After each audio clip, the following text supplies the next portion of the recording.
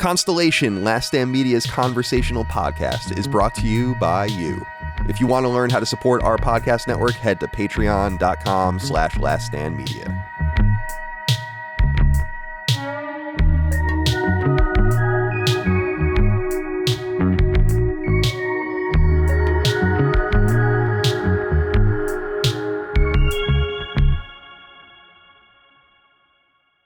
Greetings and salutations. Welcome to Constellation, Last Stand Media's conversational podcast. My name is Colin Moriarty. I'm joined, as always, by my brother Dagan Moriarty. Dagan, good to see you again. Yes. How are you today, my friend?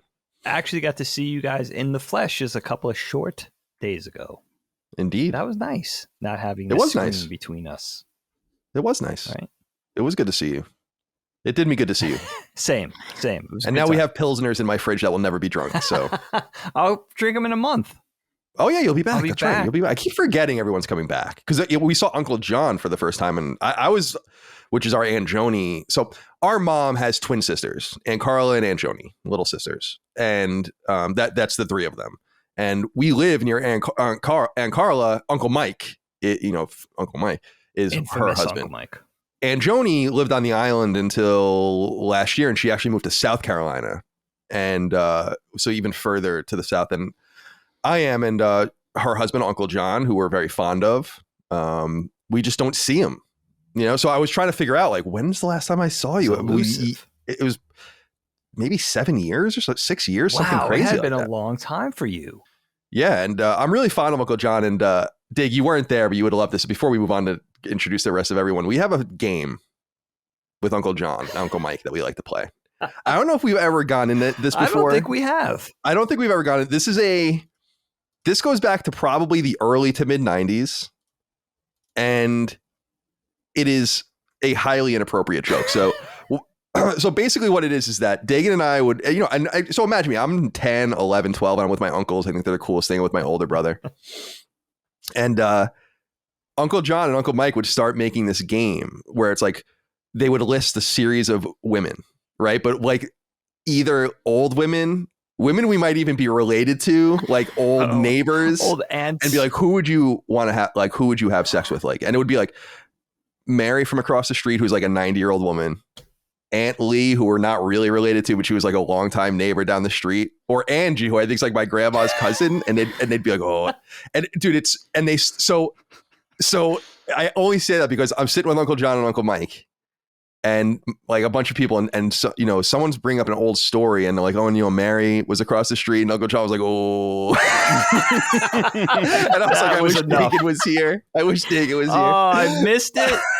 Yeah. So gun to head, who would you, if you had to be with one of them, and all lovely people, but hideous choices, ancient, just in terms like of the age. worst choices ever, like Mrs. Baum for next door, who was like this elderly Jewish woman, like, and they would give you the worst possible choices to. And it was always so funny. And then they'd have like impressions of each of them. So like Aunt Lee was like a chronic like chain smoker.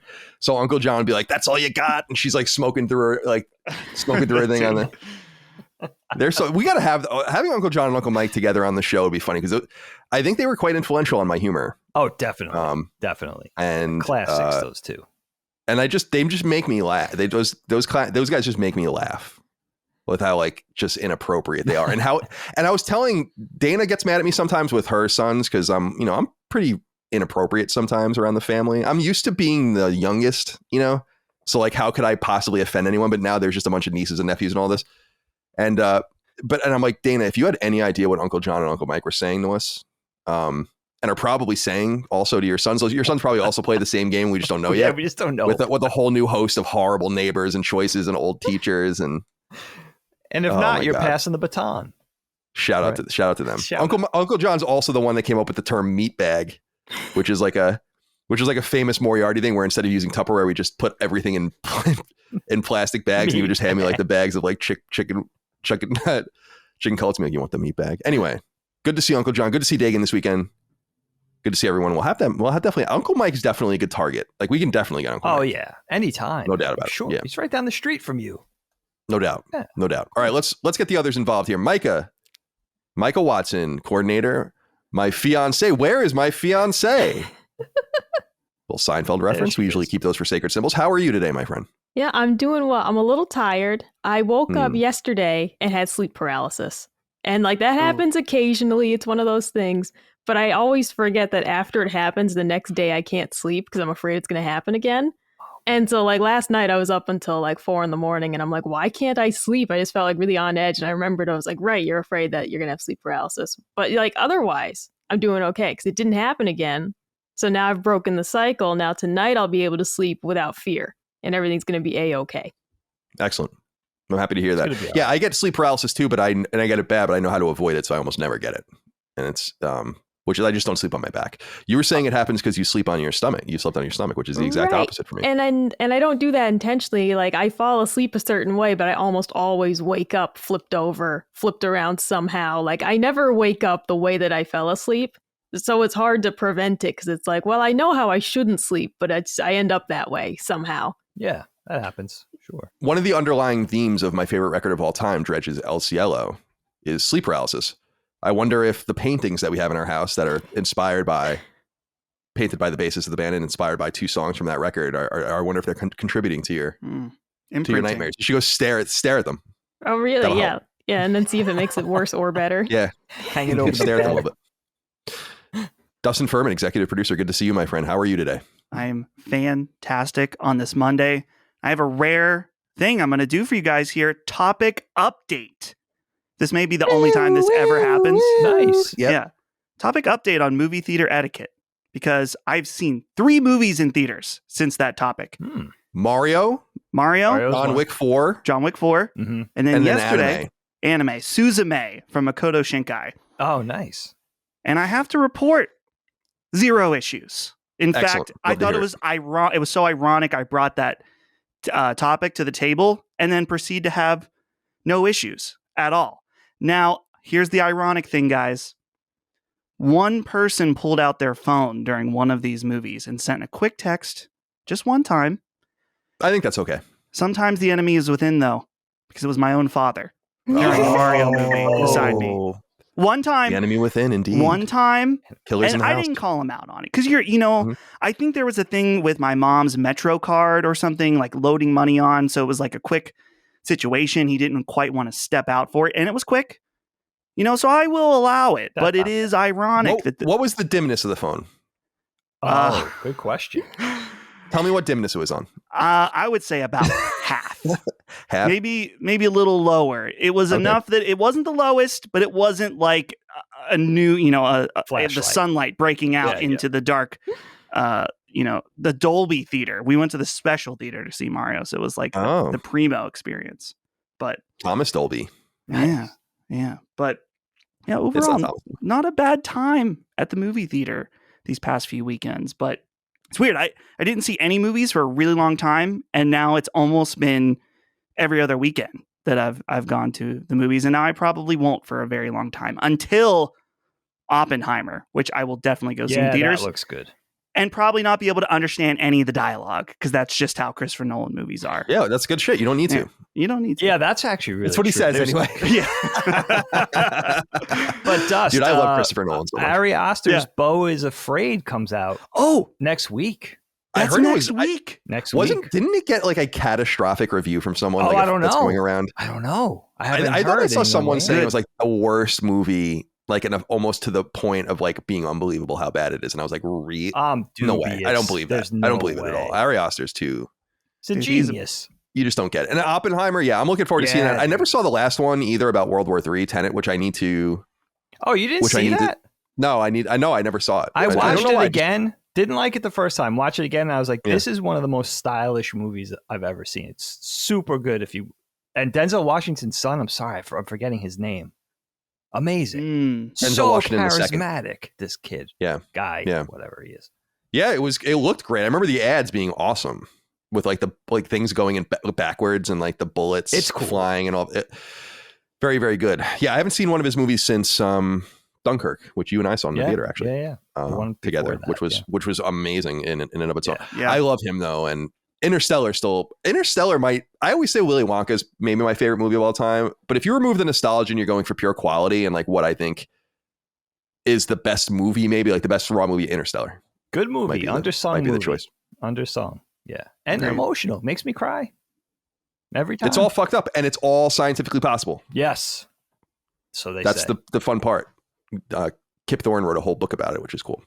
All right, my friends. Well, welcome. It's good to be here with everyone. This is Constellation, our conversational podcast we do each and every week. Thank you for supporting us over on Patreon, patreon.com/laststandmedia. Early ad-free access to this show and all other shows, including Sacred Symbols and Knockback and so on and so forth. We just put a Super Mario 3 Knockback up, which I think is going to do very well. And I'll tell you, I'm gonna spoil everything for everyone right now. Dagan and I are planning on doing a Knockback episode for every Final Fantasy game. Yes. 1, 2, 3, 4, 5, and 6. I think it'll probably take a year or so for us to do that. I think we can do it quicker. But I want to do them in order. I keep saying I want to earn 4 and I want to earn 6 specifically. And I also love 5. It's very, very robust class-based game, but really excited to do that. But we're going to start with 1. And Mike has never played the Final Fantasy game, so I've been telling her, and I know Dustin as well. It's like for people like you, 4 and 6 beeline. You know, oh God, yes. Unless you want to really like earn those as well, but I can't wait to see what you guys think of 4 and 6. Oh my God, because you're both going to love them. Oh, yeah. It's good. Well, how long? I'm looking on one of my favorite websites, howlongtobeat.com. Yes. Yeah. I'm just curious. Don't tell me what it says. Don't tell me what it says. What are you looking for? I just want to know how long the first game is. Oh, Final Fantasy 1. Yeah, Final Fantasy 1. How long is it? I never played it. You got any guesses? Yeah, 15 hours. Very close. According to the 16 and a half. Yeah. Very close. Completionist is 21 hours, though. God, I am autistic to the moon. What else? Do you have anything? Other random questions you need to ask? Okay. I don't know. Do you want to guess on 2 also while we're here? Final Fantasy 2, like real 2? Never played that. Real 2. A little longer. 22, maybe? 23 and a half. Oh my God. Is it really? Wow. I'm impressed. Depressed is what you should be. 4 and 6 are much bigger though. Oh yeah, they're huge. And 4 is linear, which is good. That's true. There are a few side quests. 6 is there's so many optional. 6 is what introduces like optional characters and all that kind of stuff, like people you don't have to find and things you don't have to do. And the last fight in 6, I think, is maybe the most iconic last boss fight in my mind ever. With the way it goes, the way it's I don't want to spoil it for anyone. It's amazing. Even for that kind of game, like you cannot possibly believe what they do and how they change it at the end, and it's very cool. So yeah, I'm excited for that. But anyway, I'm getting off the beaten path. I want to say one thing before we begin, though. This is an unusual thing, but we got a letter from someone on Patreon, and I wanted to read it out. We usually don't do listener inquiries for this. We don't put threads up for this. You can always write in and say whatever you need to say, but this one I felt like needed to be read online. It comes from Michaela McDonnell. She says, "Hi, Colin. My name is Michaela. I was introduced to your podcast, specifically Fireside Chats, RIP, and Knockback by my husband, Tiernan. He passed away last year on April 15th due to a brain aneurysm, just a few months after we had our first son together. I wanted to become a patron because he used to be one, and I wanted to do this in his memory. You actually mentioned one of his comments on a previous episode. It was so long ago and not that great of a comment if I can't remember it. Anyway, I just wanted to say that I love your content. He was a fan of your content since you were with Kind of Funny, and so happy to hear you happy and how happy you were when you met Micah. Your podcast means so much to me now. We used to text Dagan's dad jokes in the middle of the day and would call each other during work whenever we heard something hilarious during one of your episodes. I'm not sure if there is any way to fit this in one of your episodes of Constellation or if I'm asking too much. But if you were able to give some kind of shout out to Tiernan, it would mean a lot to me. Even just getting a message back from you would mean a lot, and I did that, of course. I'm sorry for rambling and putting this heavy message on you. I've been meaning to become a patron for the last year now, but taking care of our son keeps me a little bit more than busy. Thank you and Dagan for all that you do and for all the amazing content you put out." Wanted to just read that out. What a classy email. I saw that you posted on Discord. Mm-hmm. So I had been prepared for this. And I do remember going back and forth on my DMs with Michaela and Tiernan, and just one of you realize and you guys know this very well, in just going back and having exchanges with people, even online, going back and forth, you meet some amazing people that you could just tell you would hit it off with these people if you were in each other's proxy, just good people, genuinely nice people, very polite and fun and funny, and people that appreciate the content. And really becomes almost like a family dynamic from afar. And, I just want to say to Michaela, super sorry for your loss. And it's sad. It becomes very real when you have things like this. I think when you have exchanges and you make friendships from afar, from a distance, even hearing like negative comments or reading negative comments on the YouTube videos and stuff like that, there's still some degree of detachment, but this kind of stuff it injects so much humanity, and it makes it real. It makes it feel real. Like what we do really extends to people globally, and that's however big or small, and that's just unbelievable. And to hear about this, I was so sad to see it on Discord, so I was a little prepared for you. I figured you were going to talk about this at some point on the shows, Kyle. And it makes me sad on one hand, but it's also kind of cool that we could reach people and affect them profoundly just by being silly and having these crazy, silly conversations about the shit that we love, or just being cut ups on camera or whatever. It's unbelievable. I mean, this is the reason why I do it. I'll speak for myself. I don't think there could be any more gratifying or fulfilling feedback than what you do meaning something to somebody. Yeah, just wanted to call that out. I thought it was a sad message. I mean, it's, you're married to someone, you have a kid, the person dies. I mean, that's heavy. That's beyond heavy. And yeah, we corresponded. I wrote back to her. I don't know if she wrote back to me. She didn't, but that's okay. But I told her I would put this on the show, and I'm glad to do that in his memory. And yeah, it's eerie and haunting. I've known people online, whether in person or just online. So like different creators, and some of the past, like a guy named Nintendo Guru, who I knew. I actually went out to dinner with him in LA. He died of COVID, and man. I found out about that, and it's like, wow, man, that's like so. You're here 1 minute and then you're gone the next, right? But on the other hand, I also must say that there are such cool people out in the world like that you do meet. I've become personal. I've said before, there are like a handful of people. First of all, I'm engaged to someone who was at one time a listener of my content. That's a good point. So I mean, so anything can happen. But also, I'm close friends with a few people that I've met totally online. Like my friend Mike Patelli, he just bought me. He's what I call my G.I. Joe consigliere, but we became close to each other and what I would consider good personal friends, literally just through G.I. Joe. And he just sent me a Serpentor he found or whatever, and we just send things back and forth and do all this. And he's going to be at the wedding, That's so cool. And so it's like these things, and he was a listener, so like I consider him just a friend. So those things do happen. You do. A lot of it is just like hello, how are you doing? A lot of discourse, whatever. But every once in a while, you do meet a person that, it's like, yeah, I'm glad I met you. Like Mike Patelli's the kind of guy it's like, man, it's too bad you don't live around here. Yeah, you just hit it off. Because I've had a few friends in my life where it's like I don't mind being around you type friend, really, like all the time. Nate Ahern from IGN was one of them. I was very, very close to Nate back when I was at IGN. We were together all the time, to the point where we had like date nights where we wouldn't even talk during the day and then just show up at like that's how like in sync we were for years. It was like a Monday Night Football and all these kinds of things just appear. And you just knew that's what you did. And that kind of closeness, it takes a special kind, Ramon, of course. Micah says that when Ramon's here, it's like, we just sync up and are very similar people, so, but, Michaela, thank you for writing in and shout out to Tiernan. And she said Irish, pronounced Tiernan. Like I'm not that dumb. What a cool name though. Mm-hmm. What a beautiful name. And you could tell just a beautiful soul. And, I like people that reach out and this is most people I find that really genuinely don't want anything. They just want to let you know that what you do registers with them. It clicks. They appreciate it. They look forward to it every week. And they were really the epitome of that, where it was just always pleasant to hear from them. And I love what you said, Kyle. It's just the internet and doing this and being in that position where the people know you, but you may not know them unless they do take the time to reach out.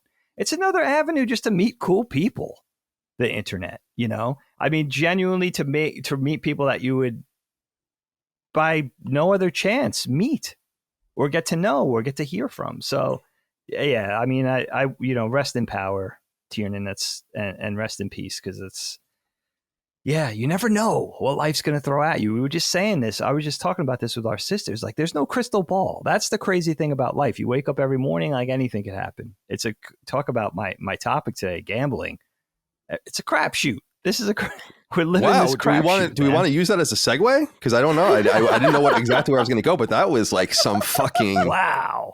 Holy Christ! I was go. watching Mike Wallace interview Ayn Rand in 1958 or something like that. Oh, wow! And I was thinking about you because he's so good, at piercing questions and segues and vamping and all of that. Yeah, master. And I know you would appreciate that kind of stuff. We used to talk about Charlie Rose. We can't talk about him anymore. No, Dig. he's cut. Long Island's own, Bellport's own, where we're from, actually, Charlie Rose, yes, but we can definitely not talk about that anymore. But let's go into gambling. I love that topic, Dig, and we'll begin with you. All right, so gambling. This was on the list for me early on. Something that doesn't really speak to my life personally, but oddly, I just think about it a lot. Because I think the notion of gambling is pretty fascinating and tempting, right? So the whole thing of putting up a little for the chance to get a lot, however slim the chances, right? So when I talk about gambling, and I want to really hear from you guys on this, because I'm always fascinated with people's opinion on this. I've never been a big gambler. Colin has said that many times to me on our shows, that he always notes how risk-averse I am. And I'm really not a big gambler. I don't like uncertainty. I don't like pulling the lever and seeing where the chips are going to fall. Doesn't really speak to my personality. I'd rather have security. I'd like to know what's ahead. I'd like to be clairvoyant and see that crystal ball. I don't go in for chance, but I have to admit the idea of gambling is pretty tempting. For instance, going to Vegas, right? Going to Atlantic City, playing the tables, playing the slots, craps. Maybe you're into poker like Colin and his little friends were, they were little with their little visors on and their chips. People don't know. I don't think people know very much about like how much I was gambling when I was a kid. It makes a lot of sense when you look back on it, but yeah. Like a little kid. Yeah, I was like 5, 6, 7 years old, literally playing poker games. Like I was the youngest in the group, but yeah, for real money. It's fat. Yeah, for no, like for real, like whatever we had, like dollars, for actual money. And I never really got into it. Poker was always something I wanted to learn, but it just always skipped over me. I never really had the opportunity. Or if I was invited to a game, I'd be like, oh, next week, and then I just never went in for it. The other thing that fascinates me about this that I'd like to hear from you guys on, if it's part of the story, is your stance on playing the lotto. Even if it's something like the state lotto, something as simple as the huge national lotto, or just a little scratch off cards you could get from the vending machines, however you feel about that kind of thing.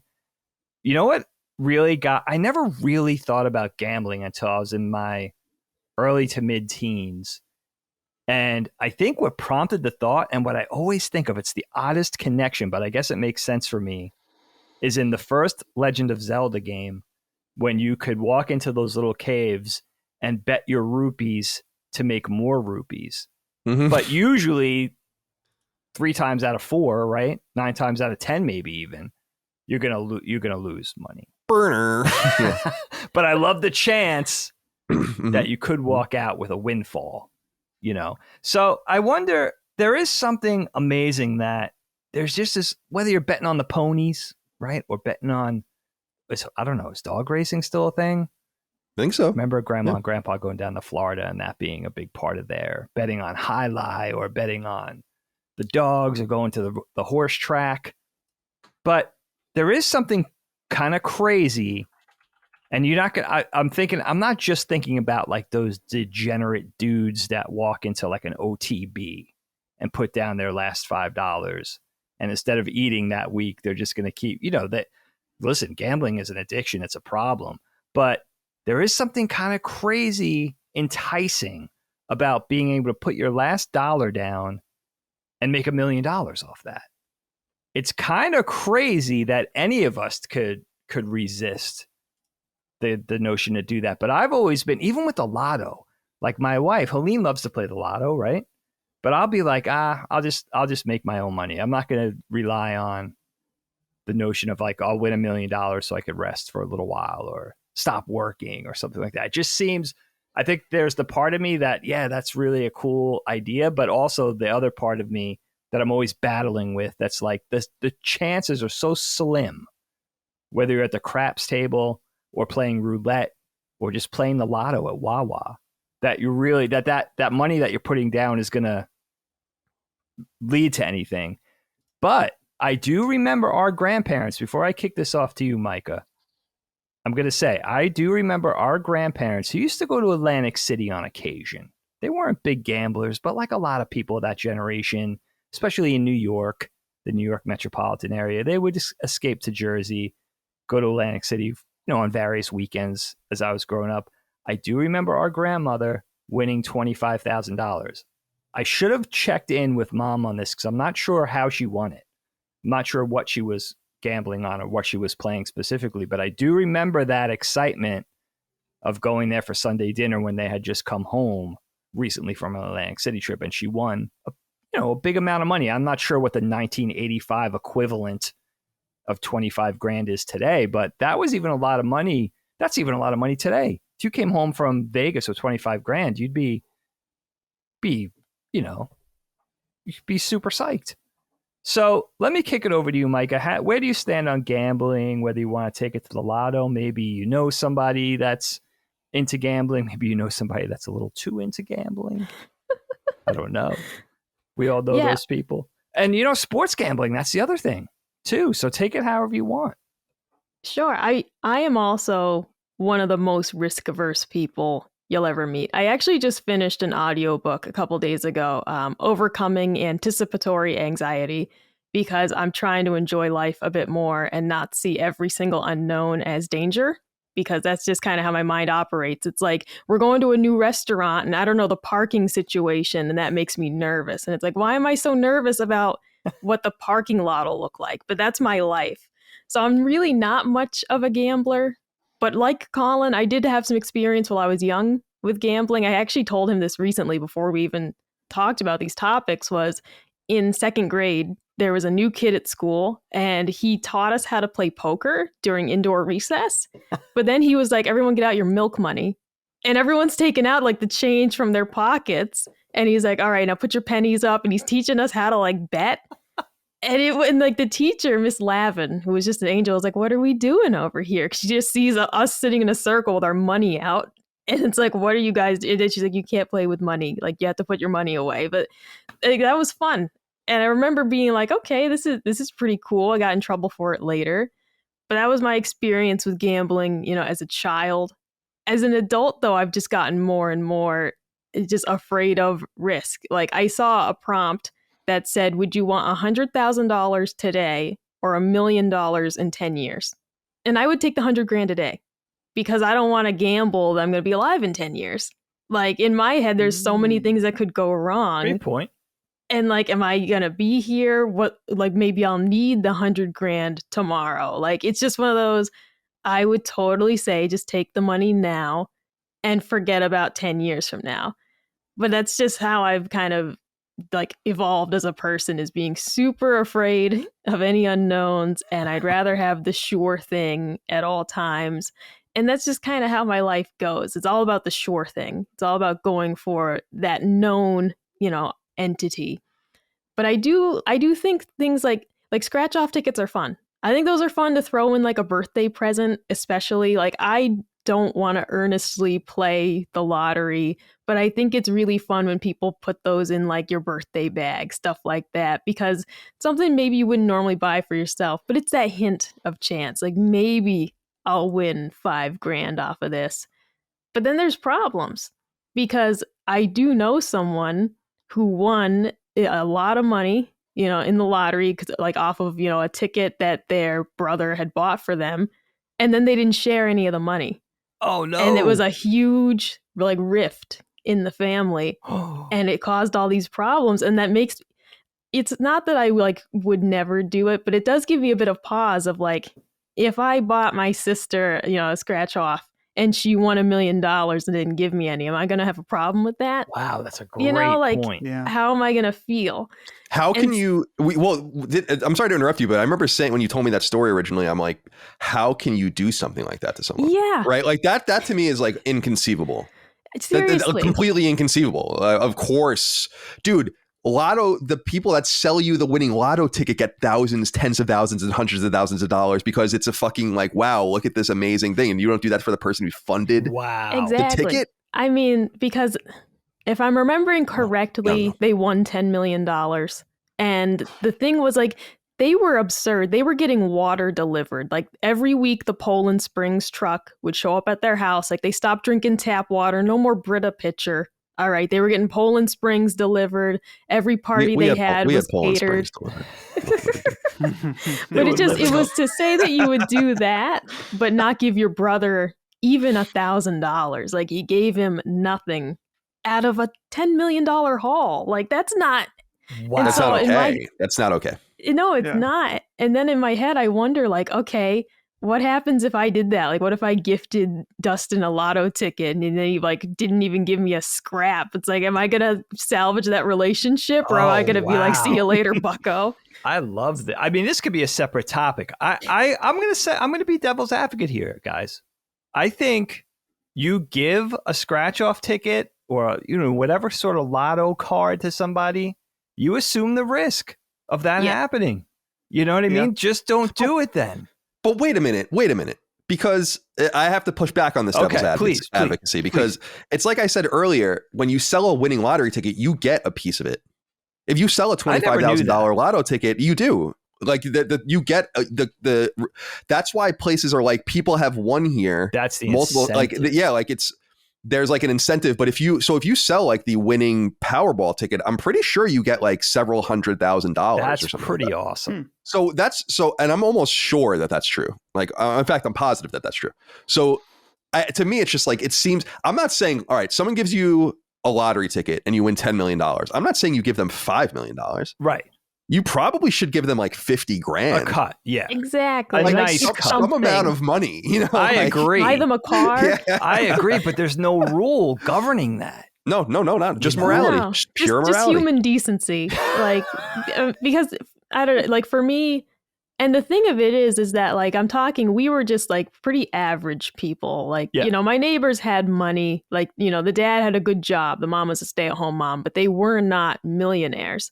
So for them to suddenly come into this type of money and they start getting water delivered, but they don't want to share any money like at all with the guy who like gave them the ticket type thing, the guy who like essentially set this up for them, in some cosmic way. It's like, I couldn't do it. Like if I had that much money, I'd be buying my parents a new house and, stuff like that. Get grandma a new car. Like that would just be the top of the list. It would be like helping my family. I would probably spend so much. I'd probably spend so much of the money. Here's the thing, and I this is kind of diverging from Dagan's initial topic about gambling, but Holly and I have had this conversation about what is the right amount of money to win. Because I think that's, some people instantly say, obviously you want as much as possible. And I say no in almost all circumstances, particularly if there are laws in your state that you have to be declared the winner. Because imagine this, say you win, even if it's 10 million, but let's say it's even more than that. I don't know. Or even just a few million around here in Butler, Pennsylvania. If you want a few million, your relationship with everyone immediately changes. That's true. Immediately. And so, and instantly, whether it's implied or not, I think some people maybe could be respectful, but suddenly there's people that are going to start asking you questions and start maybe asking for this or, oh, I'm your family from back then. And it's like, I personally wouldn't want that. If that's what the money brings me, if I have to be publicly declared the richest person in the county, I don't want that under no circumstances. That's so interesting. I would definitely deal with that. See, here's the thing, Dustin, is that I'm pretty sure that no one in my life would dare do that to me. Maybe I'm wrong, but I think that I've kind of set up. Let me put it this way. The people that I love and care about, if I won $100 million, would absolutely know, because I would do nice things for all of them, but everyone else I think would know better than to even bother asking me for shit. Here's a they question. Can know whatever they want, like, here's the thing, Colin. To what degree do you do your niceties for different people? And what if they feel like that you did something that was a lot nicer for this person and not this person? There's always. I totally understand what you're saying, but to me, it's a very Larry David-esque, like, that's your problem. I bought you a car. I bought my mom a house or whatever. Right. If that's not enough for you, too bad. I shouldn't have done anything for anyone. I totally get what you're saying, because a lot of people that win the lottery bust, which is nuts. That is like nuts. that to me is that's the unfathomable part of winning the lottery, is how easily people fuck it up, because that's a comedy to me. That's like literally a comedy to me. You won all of this money and you lost all of it. Wow. Absolutely. Like, let's say I won $10 million, right? Let's say I'm more, $20 million. Okay. I would immediately buy a several $1 million house in cash. I would go to the city and pay as much property tax as I possibly could into the future on an agreed upon rate. I would wipe out any sort. I don't have any debt, but let's say I had debts or whatever, student debts, whatever. I'd wipe all of those things out, and I'd set myself up completely. I'd get like solar panels and fucking generator and all of these crazy things. So like if anything went off, it's just like I have all of this shit that doesn't even need to be paid for, and I still have. So $20 million, you have $10 million after taxes. I'd still have half of it, and I would have nothing to pay for ever again. That's the thing that's so confusing to me. Then I would just put it in a trust. Yeah. And be like, under no circumstances am I allowed to have this more than $100,000 or this year or something That's like that. very smart. I mean, the complexities of winning I love this, Dustin. I love spinning it this way, because it would cause complexities for nearly everybody you could think of, right? But think about it this way. It's a great way to vet the people in your life and kind of see their true colors. You know, from the ultra significant people all the way down to neighbors and acquaintances and people you could kind of give a rat's ass about, and everybody in between.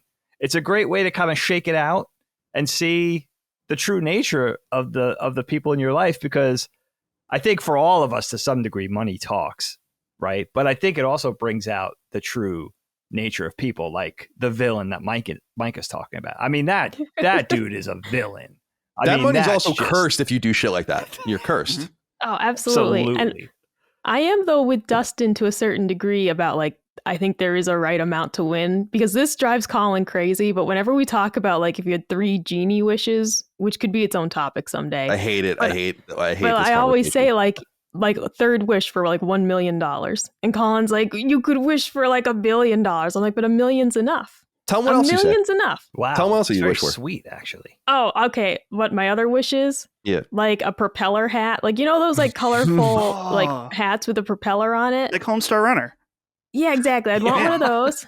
It was $1 million. What was the third wish? Was it a corn dog? A corn dog, I want to say, something like Probably. that. I haven't had one in years. It's been so long since I've had a corn dog. They have them at Aldi, by the way. Do I know you go there every once in a while. They have Aldi.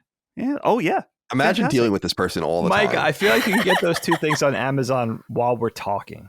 That's what I'm talking. Like, I don't even know what you're saying. Like, that's what I'm saying. $1 million would cover more stuff. I can't have an earnest conversation. Like when she goes down this like bastardization role of ruining a topic or whatever, I can never get her to like seriously discuss it. No, so, I always say that I would give you one wish. Dead serious answer to that. You know.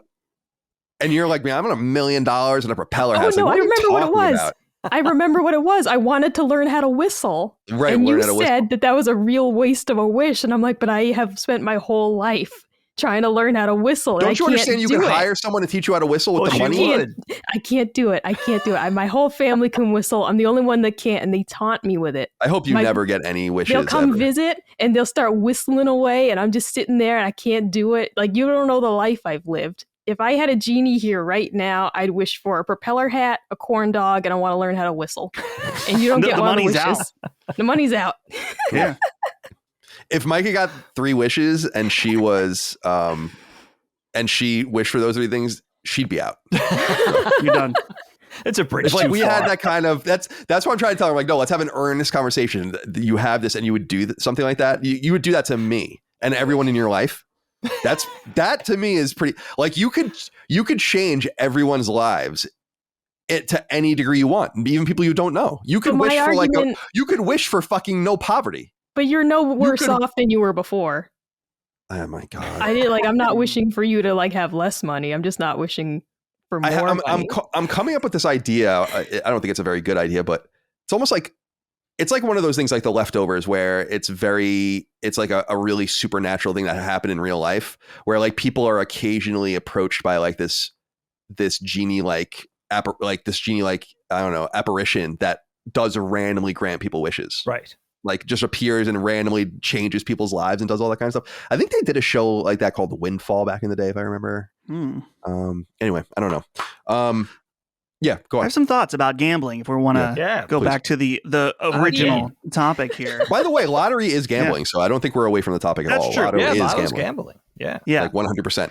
My fear always with this show is that we're getting too philosophical, but that people love that. So we just need to lean into that. And so I'm cool with that. But I'm not a gambler really at all. I'm very much like Micah, very risk averse, but I think some of it is my upbringing too, in that Western Pennsylvania, and I think the audience has picked up on this, where a lot of people have nicely implied or sometimes straight out said that I come off as cheap, and that's fine. That's kind of the culture around here. You know, Ben and I had a conversation about cigars at the cigar bar, how actually, no, I think it was with the cigar rep that they were like, yeah, we don't sell these in the tubes because people around here will say, oh, well, you're paying for the tube or you're paying for the packaging. That's the type of thing you would hear, your grandpa say growing up, or my dad, like, oh, they raised this by $10, the Eaton Park drinks going up another 30 cents, stuff like that, you know? So growing up, it wasn't necessarily a miser type situation. It was this idea of being a good steward of the money you have and making the most of it, and maybe suffering. And not that you never splurge on anything, but this was really ingrained into me. And I think I've mentioned before, but growing up, it was really weird in that I never got the full impression that my family was poor at the time, but my dad did a really good job of hiding it.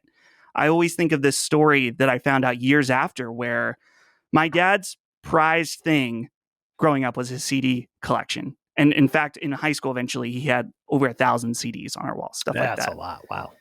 And he went, and when there was not quite enough money for groceries, went and sold all of his CDs that he knew would sell for money. So like Metallica, Iron Maiden, just cleaned those out and sold them to provide for us. So it's a little context into that kind of mindset of thinking. And so with that, gambling is just something that the times that I have tried it, I have never won.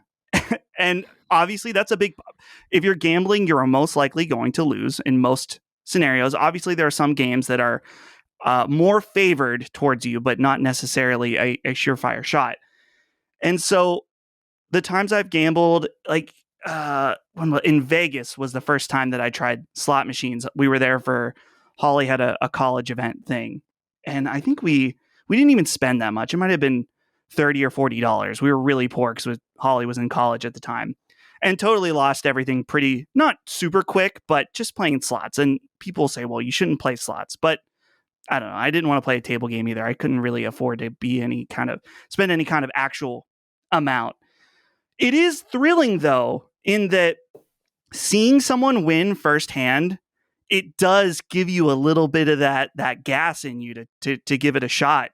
Last year, when I was at Too Many Games, we stayed in a hotel that was a casino. And so the one night we decided to go down, and mainly we were excited because you could smoke indoors. So we were just looking for an excuse to kind of sit around, smoke and drink inside.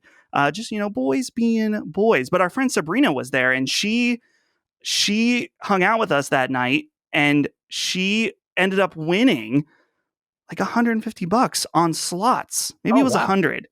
And I remember seeing, you see the number come out and you're like, wow, that's crazy.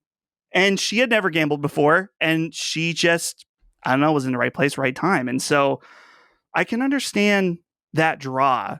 My thought initially also, Dagan, when you brought this topic was, and I don't know if we want to open this whole can of worms, but the places that I have been willing to gamble is more so gambling my money for an opportunity or something like that, which I've done a few times. Particularly, I think of, this sounds so silly saying out loud now, but it was an important thing for me was, again, this was when Holly was in college and working part-time, and I was working part-time. And I think we had been married for maybe a year, but IGN was having a party where Per Schneider said that he would review any applicant or resumes at the event for people that showed up. Oh, wow. And so I found out about this like 2 days beforehand. And so I spent $500 on a ticket to San Francisco and flew out there to try to talk to Per Schneider for an opportunity. Now, at that time, I was shit. And he was really, really nice in his email to me. He had nice things to say, but my videos weren't very good and stuff like that. But, and so it didn't necessarily pay off in any kind of material way at the time, but it was a really good learning experience for me and just getting acquainted with putting myself out there and doing stuff like that. And it was really expensive and a big question that Holly and I had, like, do I want to spend this amount of money for something that's probably not going to make any impact, but this is what I'm trying to do. So this is like, you got to go do it. I love that, Dustin. So you got to be in it to win it. Right. You took a risk on yourself, and that is a gamble. That's a great sort of avenue. And that is a risk. That is gambling, you know? Yeah. And even just smaller stuff that wasn't as direct. Going to E3 was not something that was that advantageous. I never made any money from going to those events or anything. Obviously, there was a personal interest that I wanted to go, but I was looking at a lot of those as potential opportunities and stuff like that. But yeah, gambling, I'm not opposed to every once in a while hitting up the slots. And again, a lot of it is motivated by the smoking indoors, because that's just, there's something special about, I'm not a smoker. I haven't had a cigarette in probably not since last year at some point, but here when I'm out with the boys, you know, you gotta have some smokes. And so I love social smoking. Yeah. I socially smoke. And it's a fantastic. Not so much anymore, but you're right, dude. I mean, that's my favorite part of Vegas is smoking inside. I fucking love it. I love it. I love it. You know, smoking down the hallways, smoking in the elevator, smoking on the escalator, smoking in the restaurants. So Yes. It's so the only good. other place I've ever been like that in my adult life is Japan. Oh, right. Really? And It's still like that? Oh yeah, they smoke. I mean, I was the last there in 2014, but at that time, everyone was still. I would smoke after dinner and shit at restaurants. It was awesome. Yeah, you know, in the middle of Tokyo, the it was last dope. Vestiges of that. You're right. And you're right. Smoking's very big in Asian countries. I don't know, and like Indian subcontinent and all of that. I don't know if it's still big there because I don't think they had quite as concerted an effort of education on it. Plus, I just don't think some people care, which is fine. Everywhere except Singapore, where you can't even chew gum, apparently. Yeah, oh yeah. If you like spit gum on or like put a cigarette butt then, and they'll cane that you. place horrified. Like I want to go there so bad. This whole country that's a city basically, but it horrifies me. The things I hear about Singapore, I would never get out of line in Singapore. I wouldn't even want to have a beer. You can't get out of line in Singapore. You just can't. You just can't because they'll fucking your ass might not get sent home. Colin, yeah, I will say just to throw it to you, what I feel like I need at some point in my life is someone who is acquainted with the tables, enjoys that, to go with me, sit me down, show me the ropes. And I know that that's something that you're all about. I don't know how to play almost any of these games. I know how to play blackjack. You don't even know how to play them. You know how to play blackjack or no? I know how to play blackjack. Okay, cool. So I could do that. Blackjack is a very interesting game in a casino, because what some people don't know about blackjack is that there is a rule set, kind of like an accepted rule set about how you're supposed to play. And if you don't play a specific way and you're playing with 5 other people, they'll fucking lose it on you because you have now cost them. Like an example would be like, you're supposed to hit, but you stay. And so now the card that you were supposed to get is the next person's getting, and they know it. Right. And they'll grill you and be like, the book said you were supposed to take the card. Like, you're almost supposed to. The thing about blackjack that's interesting is that everyone is playing against the house. In poker, you're playing, like, the house is the enemy in blackjack, but the house is neutral in poker, right? So you have to kind of the thing about playing blackjack, and I think that what I would warn people about is, and frankly, it was through a lot of experience in Vegas, just learning this stuff, is that if you unless you're sitting at a $10 or $20 a hand table, which is like what I actually like to play because it just doesn't really matter that much. If you go to a $50 a hand table or whatever on blackjack and you hit when you're not supposed to or do something like that, they're gonna fucking grill you, dude. You know, that's scary to me. I don't want to. That sounds. There's too much social pressure at that point. And no, so that's why I always suggest people, and I think this is fun personally. So I've been to Vegas many times, and I love going to Vegas, and I love to gamble, and I never gamble a lot of money. I never gamble money I don't have. I've always been very responsible about that. I really don't. I'll gamble a few $100 or something. Like I don't think I've even gambled $1,000 in a night in Vegas. I'm not a high roller. It's not why I'm there. Here's how I operate. I like going to the blackjack tables, $10 or $20 a hand, no more than that.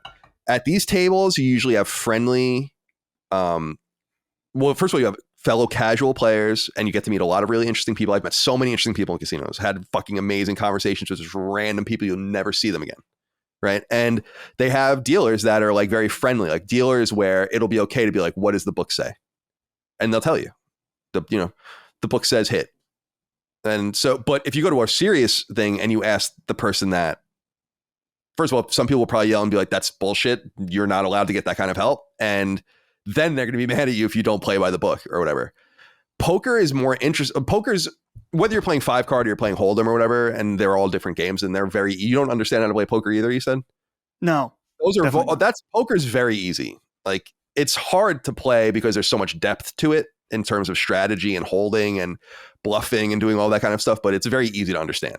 You're just trying to build pairs, and you're trying to build like full houses and do all these kinds of things. But what's interesting there is that you're all playing against each other.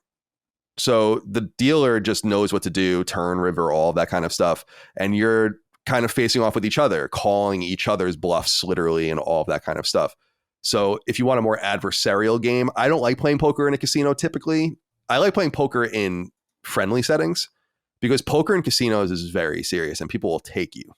Like they want to. I've seen crazy things, and you see it even if you watch the World Series of Poker or anything like that. Like, it's just the way people interact with each other. Some people refuse to talk. Some people wear fucking headphones. Some people wear sunglasses. Yeah. Some people wear sunglasses and earbuds and not fucking say anything, not look at you, not do anything. Instead of call, hit the table, do all those kinds of things like that. People are so afraid of like telling. Yeah. But there are no tells in blackjack because you're playing the dealer and it's all risk, chance, and reward. That's it. Yeah, exactly. Yeah. I think Allie, our sister Allie, I think is in the craps. Craps is fun, but incredibly complicated. Like, you have to know. I've played craps and I've been with people that played craps, and it gathers a lot of like interest if you're doing well and all that kind of stuff. But there's like so many different rules. It moves really fast and you have to understand the mechanics of it. I would recommend people don't play craps unless you really understand how to do it. Or you go to a table where they're going to be willing to teach you. And then there's stupid shit like roulette is dumb. I think slot machines are dumb. I think it's just a complete waste of money and time. It's not even. You ever see the video of the old people just hitting the button on like, and there's a row of them. Like, that's what a modern slot machine is. No one does you can still do that. Like, there's still a thing for you to do that, but it's not actually working. Yeah. If you want to be a child, basically. But I don't like. For me, that's like you sit and play a few dollars at the slots if you're like smoking a cigarette or so. Here's what I'll say about gambling in Vegas and why I like doing it. Meet interesting people, especially during the middle of the night. That's where I like to go gamble. I don't gamble during the day. I go to the pool. I go do other shit, and then like literally 11 o'clock, 12 or midnight, go to hit the tables and meet some interesting people. It's fun though because you drink for free, right? So. And you're tipping with chips, right? So always tip your dealer, always tip your server, keep some smaller chips available. Or cash if that's what you want to do. They'll take your cash, but it's just easier to do with chips. And then you can just sit around and you can really get that going. If you're really planted at a table, you can even be like, bring me a glass of bourbon and a beer. Bring me, like whatever. They might even bring you some snacks and all those kinds of things. So to me, I've always looked at gambling in Vegas, as long as you stay at low impact tables, as kind of like you're paying for the experience, but you're kind of not paying that much. You're drinking and you're hanging out and you're meeting people, and it's a lot of camaraderie. And I find that really interesting. I love Vegas. And I think that's really, really good stuff. I also like betting on sports. Now, I'm not a line better or anything like that. And I don't like, horses and all that. That's like, I've bet on horses before. That's so above and beyond me. Like, how much does the fucking rider weigh? And like, I'm like, I don't know, dude. I don't know what the hell I'm doing here with this at all.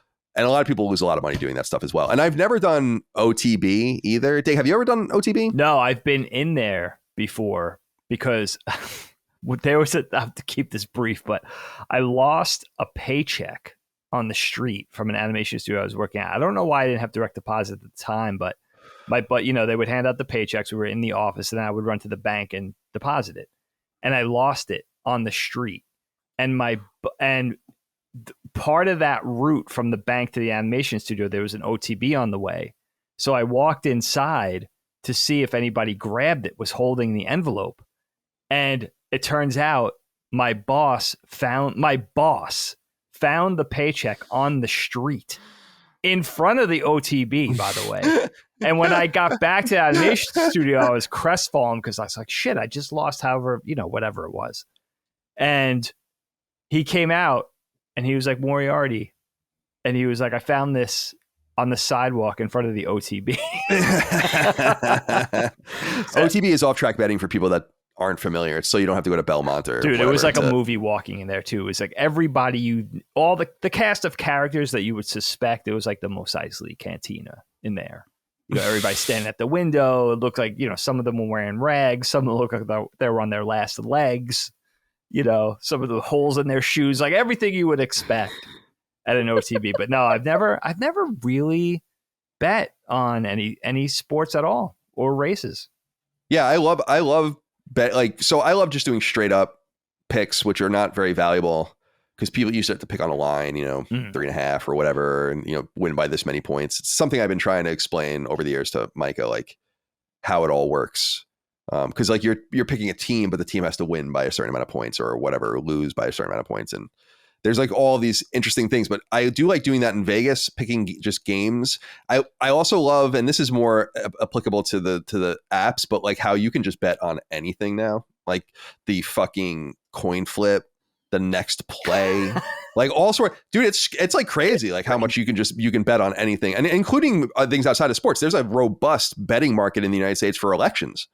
Like actually, like one of the greatest polling tells in modern American elections is the betting markets, which is very similar to. So of course it would be, because money attracts like the most granular talent that can figure this stuff out, which is exactly what they do in Vegas, and that's why the house always wins in those situations. But in a very modest way, I love betting on sports too. I used to bet on sports in San Francisco, just modestly, like games, like Jets games and all the. I used to bet $50 on this game or $20 on this game. Again, the key is to like do it for fun and never miss the money. That's the important thing, is you can't miss the money. Gambling ruins people's lives. It's very obvious and easy to understand why, and you just dig yourself deeper and deeper.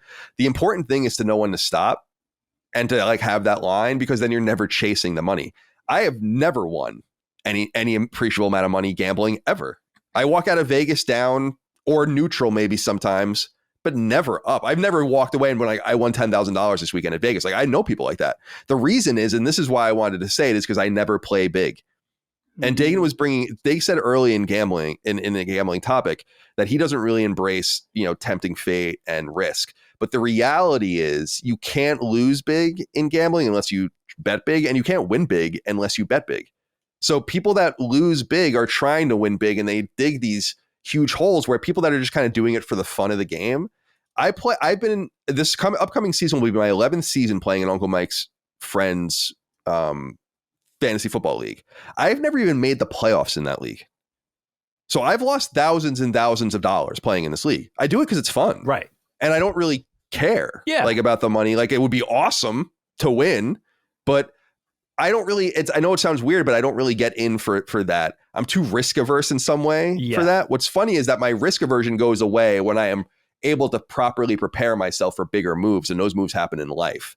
So it's like when I left IGN, I was just like, let's go. I'm doing it. I have enough money. I'm ready to go, blah, blah, blah. When I left Kind of Funny, same thing, huge monumental risk to just leave California and come to Virginia and make these seismic risky moves, because again, you can't win big unless you risk big. So that's true in life as well. And I am actually willing to take those risks in life where I'm not really willing to take them in the alleys of life, as it were. Yeah, that's gambling, smart, for instance, Kyle. like and that part of your personality keeps you kind of protected from, really keeps you protected from being able to be ultimately hurt, because you're thinking smart. I would say, I don't know if you would agree with this, Kyle, because you're the one most experienced with gambling here. It seems like, insofar as Atlantic City and Vegas and wherever you could gamble in the world, Monaco. Monaco, yeah. Wherever you could hit up the spots and gamble. I would think Macau, right? That's apparently the spot now in the world. Is that right? Yeah, like even more than Vegas. Yeah. What's the place up in Connecticut? Foxwoods, and now Pennsylvania has a big part of that. In Philly, out here in the burbs, and it's Mohegan Sun's in Connecticut as well. Mohegan Sun, that's the other one. Haven't been there in a long time. But I used to go there in college. I lost some money there. That place. It's fun. It's fun experience, and there's always something. You get a little dressed up, like you said. You kind of make a night of it. It's an experience. I kind of love that. Harkening back to Jon Favreau's Swingers and stuff, just like young guys painting the town. Maybe, of course, you're looking for girls at that point in your life. You're in your early 20s or whatever. There's definitely something really wistful about that. But I would think if you stay in too long, I think there is something to that adage about unless you have nearly infinite resources, unless you're really like a big fish, one of those whale billionaires that get the comped penthouse and everything, unless you're really playing with that type of money, eventually the house is going to win, right? And if you stay in long enough, if you get a little too greedy, I would think the odds are definitely infinitely against the player. Yeah, all you have to do to be reminded of that is to look around. Yeah, sure. Especially like the opulent places you can gamble. And I like the nicer, frankly, I like the more opulent casinos in Vegas. I hate the shittier side of like the old side of Vegas. I just think it's very cool if you're like first going to Vegas, but I like the nice resorts and whatever.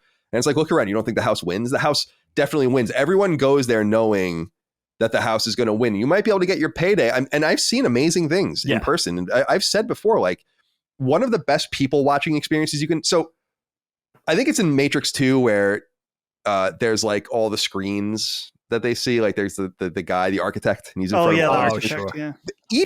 Each major casino has spaces like that for sports gambling, where it's like every sport you can possibly imagine going on at that time, all on at the same time on these huge screens. And it's fucking hysterical. If you sit there long enough, you see people lose it or celebrate. Like a game will happen, like someone will win, but they won't win by enough. You see someone fucking drop their shit and walk away or whatever.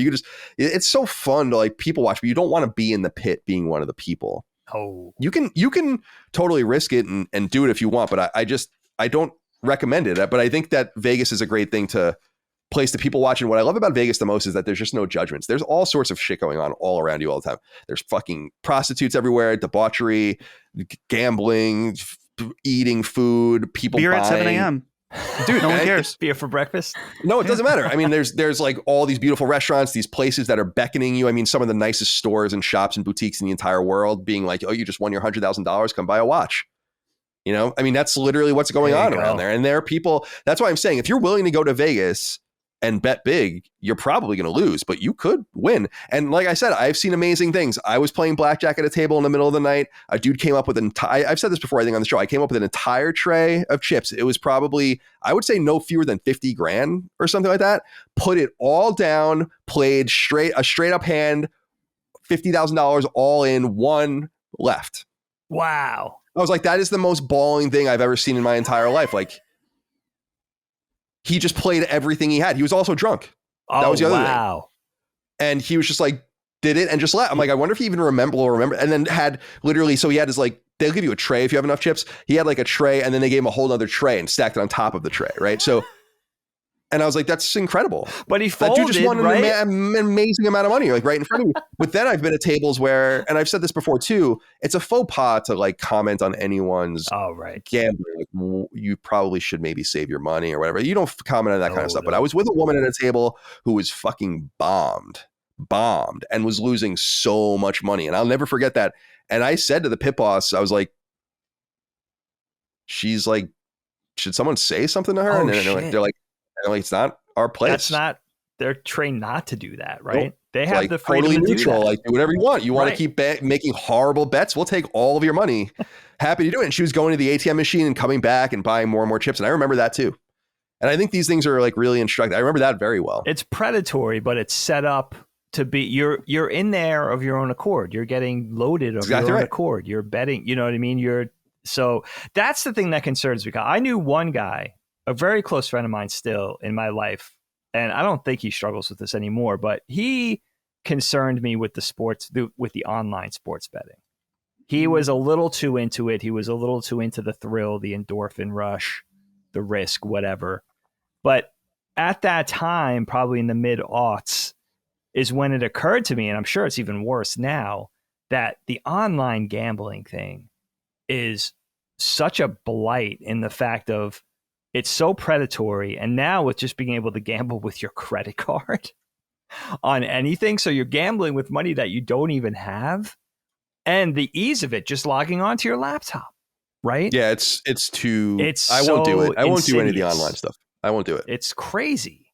I play fantasy football for like quite a bit of money, but I don't do any individual betting on the online stuff because I agree with you.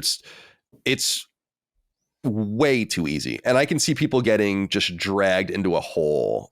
And I think I'd be smart enough not to do that. But I'm like, there are just certain things I say no to. You know, someone presents to me cocaine. No. Right? Seriously. No bumps. I thought you were doing it on the show, Colin. No bumps. Oh, yeah. Someone was telling me, you present to me like something like, cocaine. It's like, no, not going to do that. Right? You give me this ability to gamble online. I'm just be like, no, I'm not going down that road. Just like, I'm not doing it. I'm too smart. Just like if you gave me like Percocet or something, I'd be like, no, I can't do it. So I'm being dead serious. It's like, you have to know like when to keep that door shut because I'm sure there's a tasty little win out there waiting for you.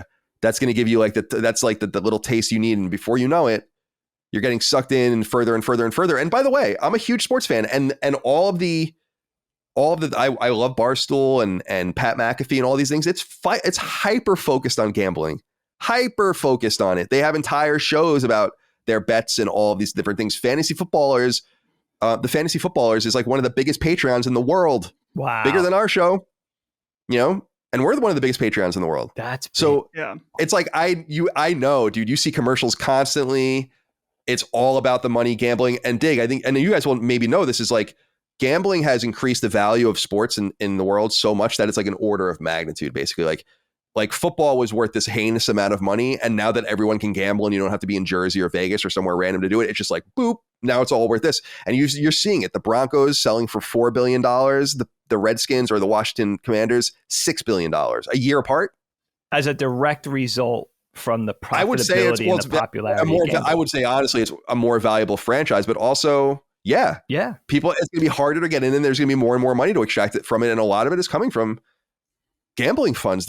That's why the leagues want this. Yes. And that's why it's important that they keep an honest face too. I think it was Calvin Ridley got suspended for an entire season in the NFL for gambling because they're like, you can't gamble on the games.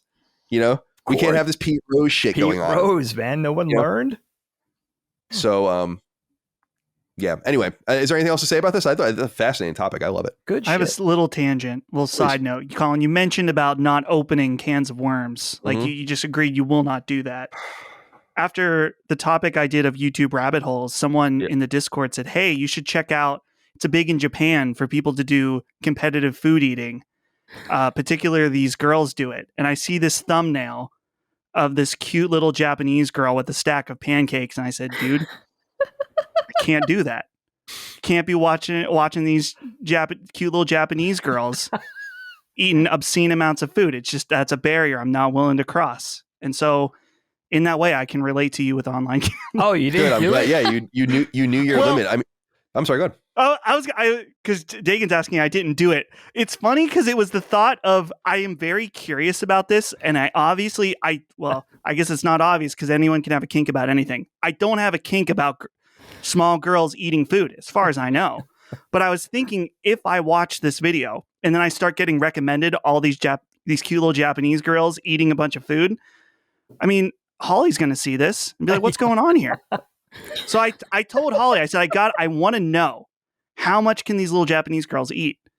But I don't want it to be weird. It feels weird. Yeah. No, you know what, Dustin? I got a good ASMR channel of a Korean woman who eats a lot of food, but I could send you just one of those just so you can see it. Eating food? But like most of her face is hidden. So it's not, it's just more, it's like, it's about the food. But you hear her eating the food. Well, yeah. Wow. this brings back I like the crunchy I'd rather sound. eat topic from weeks ago. I'd rather eat a gun barrel than watch. Yeah, The thought of that's Yeah, not for listening you, to actually- someone eat. Just that. I had to give up one of my favorite YouTube channels because Colin couldn't stand it because it's what's his name? Quang Tran is this Vietnamese man who lived in Canada and he does cooking videos. And then at the end of it, he eats the food and Colin's like, "You can't play these." Like it was driving him bananas. And I was like, Wow. oh, and I just was like, I guess I can't watch it. And so I just like kind of fell off watching it because I don't have a ton of time otherwise to watch them. Different strokes, you know what I mean? You gotta Because like it's sequester wild to yourself. me that something that would literally like if I were in we watch Ken Burns Vietnam, right? If I were an airman and I was taken by the fucking Viet Cong and I was in prison for 6 years or whatever, they could have broken me in 5 seconds by just chewing like rice in my ear. They would know Get a peanut I'd be butter like, sandwich. I'll tell you whatever you want. I'll go on TV and I will confess to whatever crimes. Just like get away from me with that shit. So like that people volunteer for themselves. To me, that would be like volunteering for waterboarding, like watching a mukbang channel. the worst torture like- you could imagine. Yeah. Wow. Makes sense. So yeah, this is a great. I mean, I love this topic because it's multifaceted. It touches on things that I really love, like sports and Vegas and smoking inside and all that. And I'm not a cigarette smoker either. In fact, Micah and I were having a conversation recently about how I was never a cigarette smoker somehow.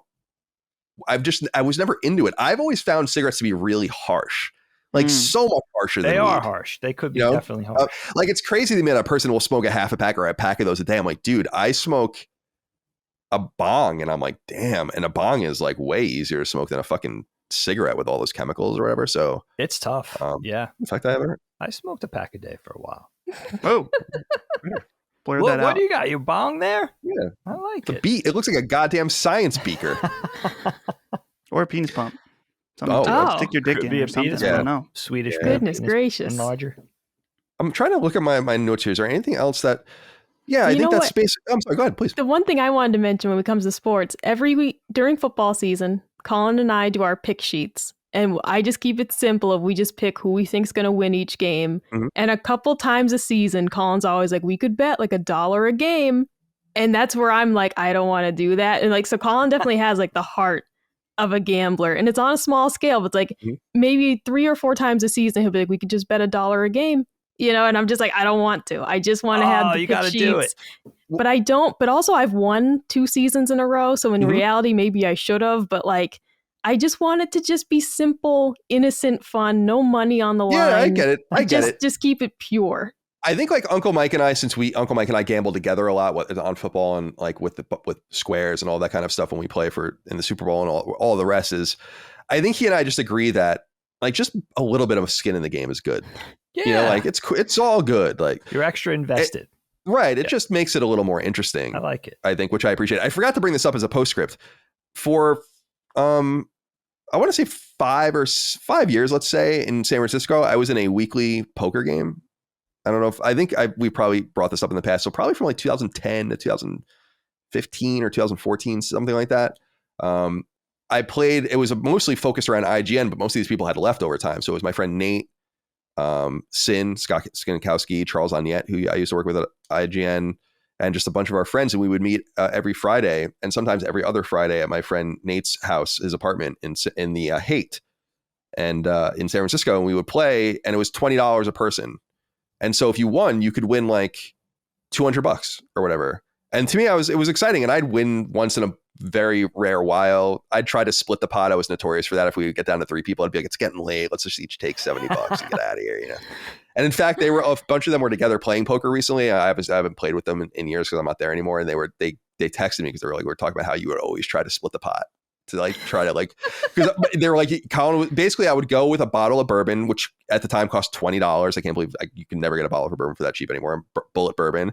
And then I would take the subway there and walk there, and we would get food or whatever. And I'd put $20 down. So I invested like $40 or $50 for the day. And I would be like, well, I can get out of here, like basically, and to get my money back. And the black, I was like, I was all about that, yeah, you know? But it reminds me of those days. Those days were fun. And like Dagan said, I was literally playing poker as like a 5, 6 or 7-year-old for real money. Not that we were playing for a lot of money, but we were playing for real money. We had chips. Yeah, you were 7. And like it was hysterical when you think back on it. I was the youngest, so we always bring him up on Knockback, but my friend Tim, he was a year older than me. And then his brother was 3 years older than him. And then his brother was 2 years older than him. So he was Allie's age. And so all of us would hang out sometimes together and like play board games and do all this. And I was the youngest of this group. And we used to play poker. Allie was in that group too. That used to play poker. Yeah. You know? She was young enough to be to sit in with you guys. Yeah.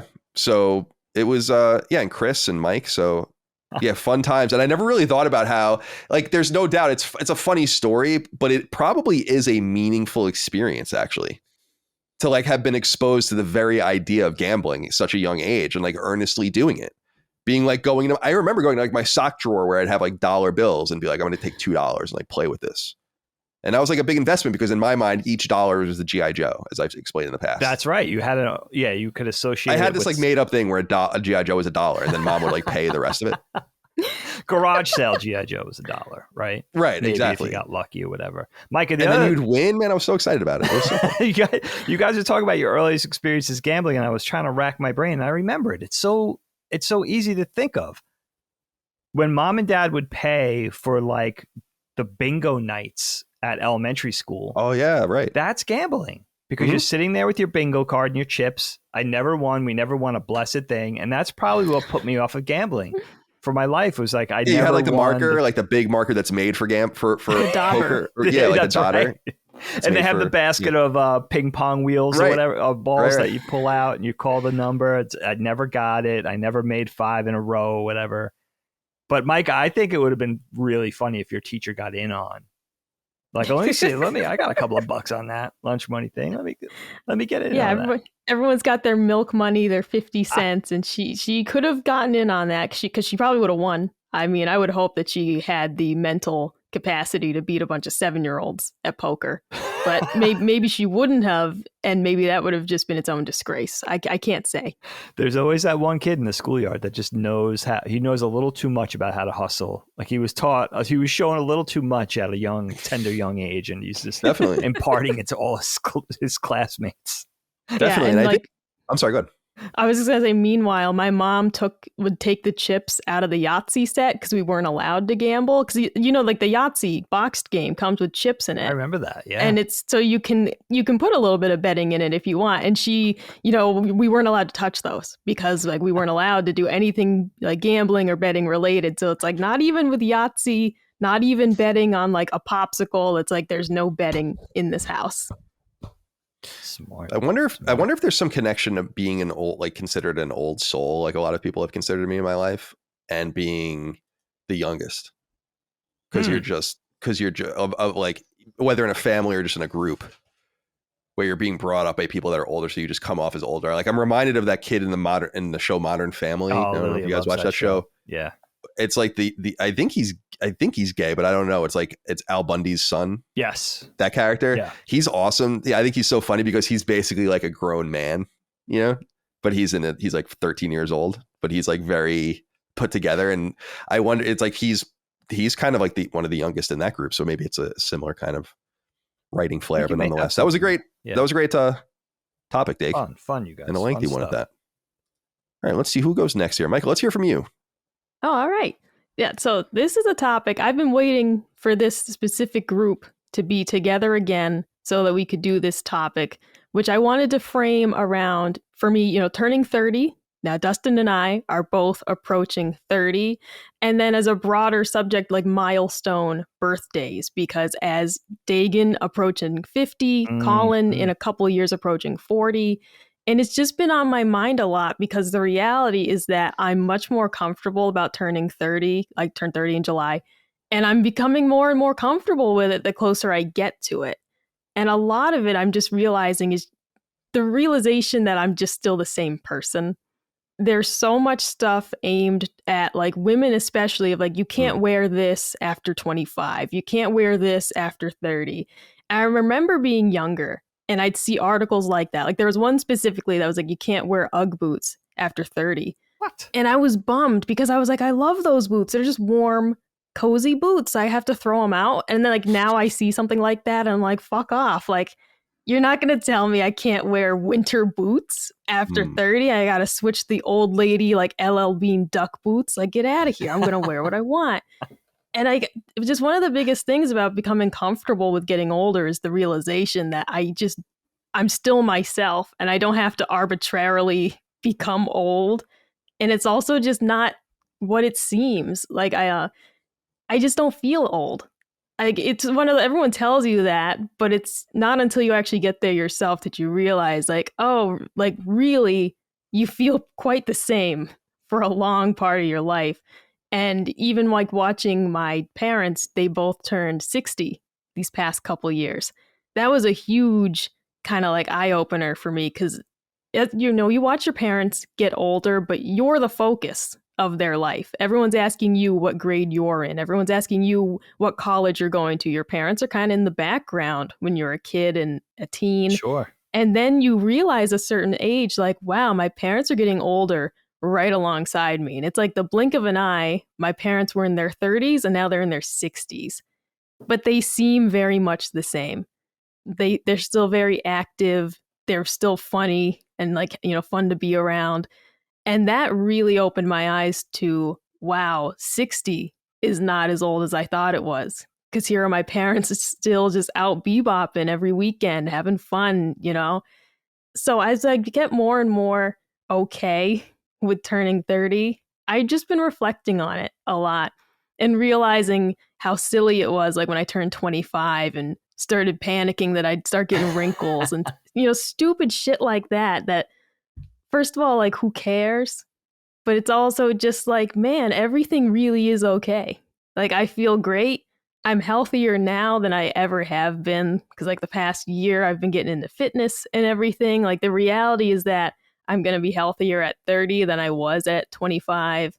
I'm in a better place mentally, like, because you kind of finally get to that point where things actually did get better. Like all through high school, it's like, don't worry, it'll get better. It'll get better. And you're like, when? And I kind of finally hit that moment. So I'm just becoming more and more confident about turning 30. It's a big moment for a lot of women.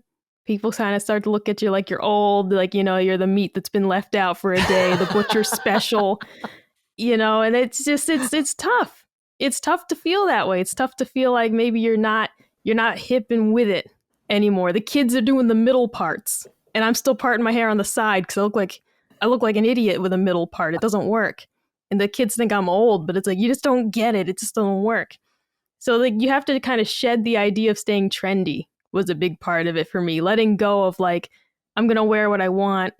I don't care that the giant jeans are back in style. They look stupid. I'm not doing it. And just finally just being like completely okay with just being myself. And it's like, it's a great feeling.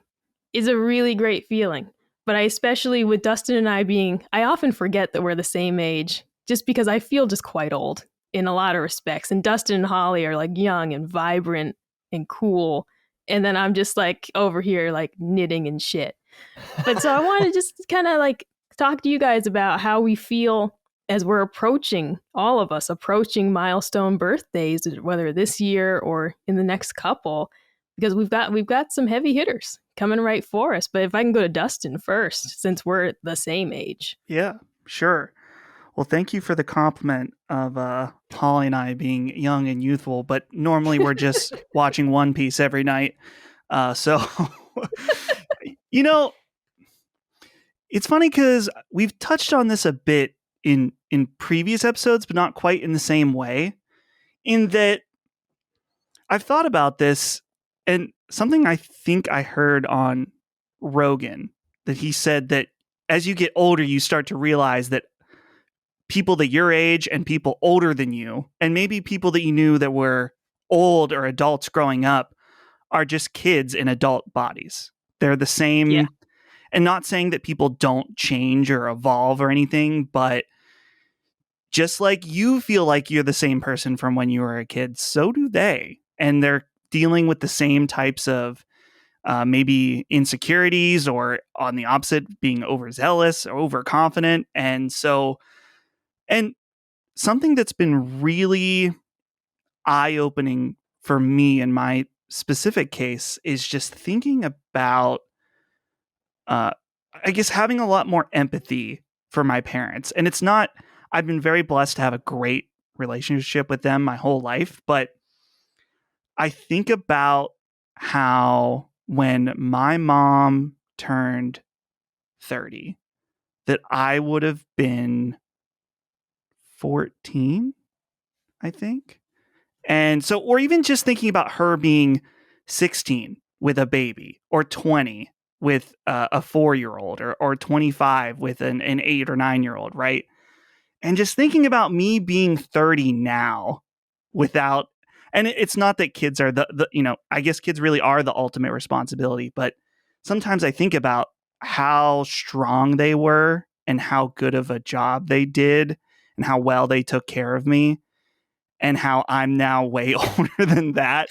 And I sometimes it makes me feel insecure. Like, have I lived up to as good as my parents were? And I think that, in some ways I can look at it and say, yes, I'm honored that they gave me the footing to be able to do the things that I've done, particularly in the past 10 years. But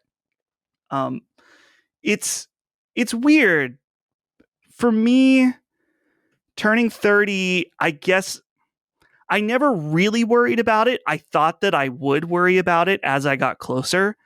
Micah, I think that there is something to be said that it was a weird time, and there's different weird times for everybody with COVID. Obviously, if you are a high school student, maybe your graduating year during COVID, you probably got the most fucked up from it. Absolutely. Or even elementary school kids, like that level of development. But for us, and what I've talked to Holly about, is just this, our late 20s, I feel like just went really, really fast. We were 26, 27, and now we're instantly here, like a time warp to 30. And it's funny hearing Chris recently on Sacred Symbols talk about COVID, that he felt like it was the longest period of his life. And for me, it's the exact, or no, the short, the longest that, it took forever. And I'm thinking, I feel like I made a lot happen for us professionally during that period. But when you're not going out and making new memories or doing new things, you're just kind of sitting at home. I don't know. It went really fast for me. So the thing that I guess to wrap up, and I guess where I can throw it to our older boys here, is just the elders, them old boys, the elders of the group. It's just thinking, I always think about how quickly time has gone. And I know that's the most cliche thing, is how quickly. And I want to make sure that I'm appreciating the good things in my life while they're here, because time goes by so quickly. And I realize that the more and more I get older. And so I just don't ever want to look back on my next milestone birthday and think, man, I really wasted my past 10 years. And you only have so many of those. So that's really important. And I think that at least for the four of us, I don't want to speak for us, but we can feel very blessed to be in the position we're in. And I guess as an encouragement to people is that use the milestone birthdays to reflect. And if maybe you're not happy with the last 5 or 10 years, that you can make a change, make it be a turning point, set a goal for the next one or something like that. I know that for me, Micah, you mentioned about being healthier or having this done and stuff. And I'm like, I've gotten less healthy in the last 10 years. There are XYZ things I have not done, or things that I thought I would get done that I just simply haven't. And I'm the agent of those things. No one else is going to come in and have me do these things or have me get healthy or do that. I have to be the instigator in that purely. I don't know. It's almost this feeling for so long that eventually something's going to happen. Something's going to happen. They'll just kick you into this. It's like, no, that is not how life works. You have to be the agent of change. So I've rambled long enough. I don't know, Dagan or Colin, if you want to take it away. Yeah, I'll go here quick just to say, I was writing some notes here as you guys were talking, and the one thing I've realized in my life is that the whole idea of wisdom, I think, is real. Absolutely. And that there are simply things I could not grapple with at 30 or 35 or 25 or 20 or 15 that I understand fully now. In some way, I would say, especially with my father, our father, that he was right about a lot of things that he said would happen, and that I would feel a certain way and think a certain way, and this would be important and this wouldn't be important and all this. And it's all kind of lined up over time. He wasn't right about everything.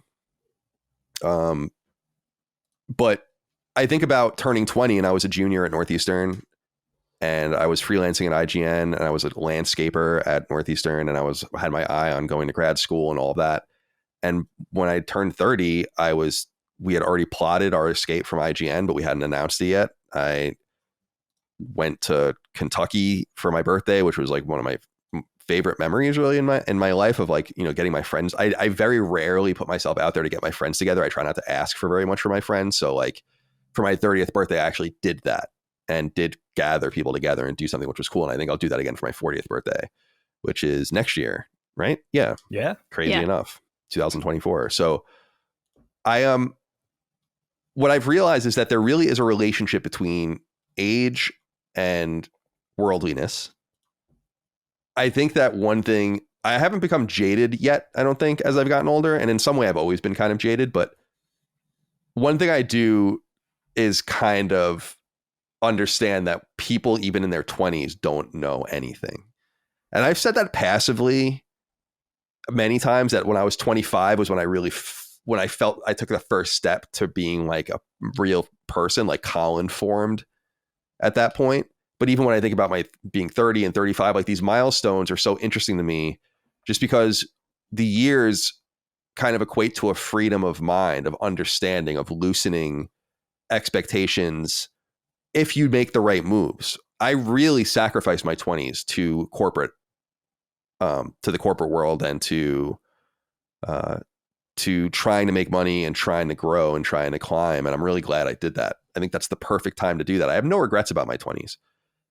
To Dustin's point, though, these recent years have made it, because of when they've happened to overlap with my 30s, have made my 30s be a much more muddled situation, much more muddled experience, and not a very happy experience until the recent couple of years, where it was like a very hard experience, actually.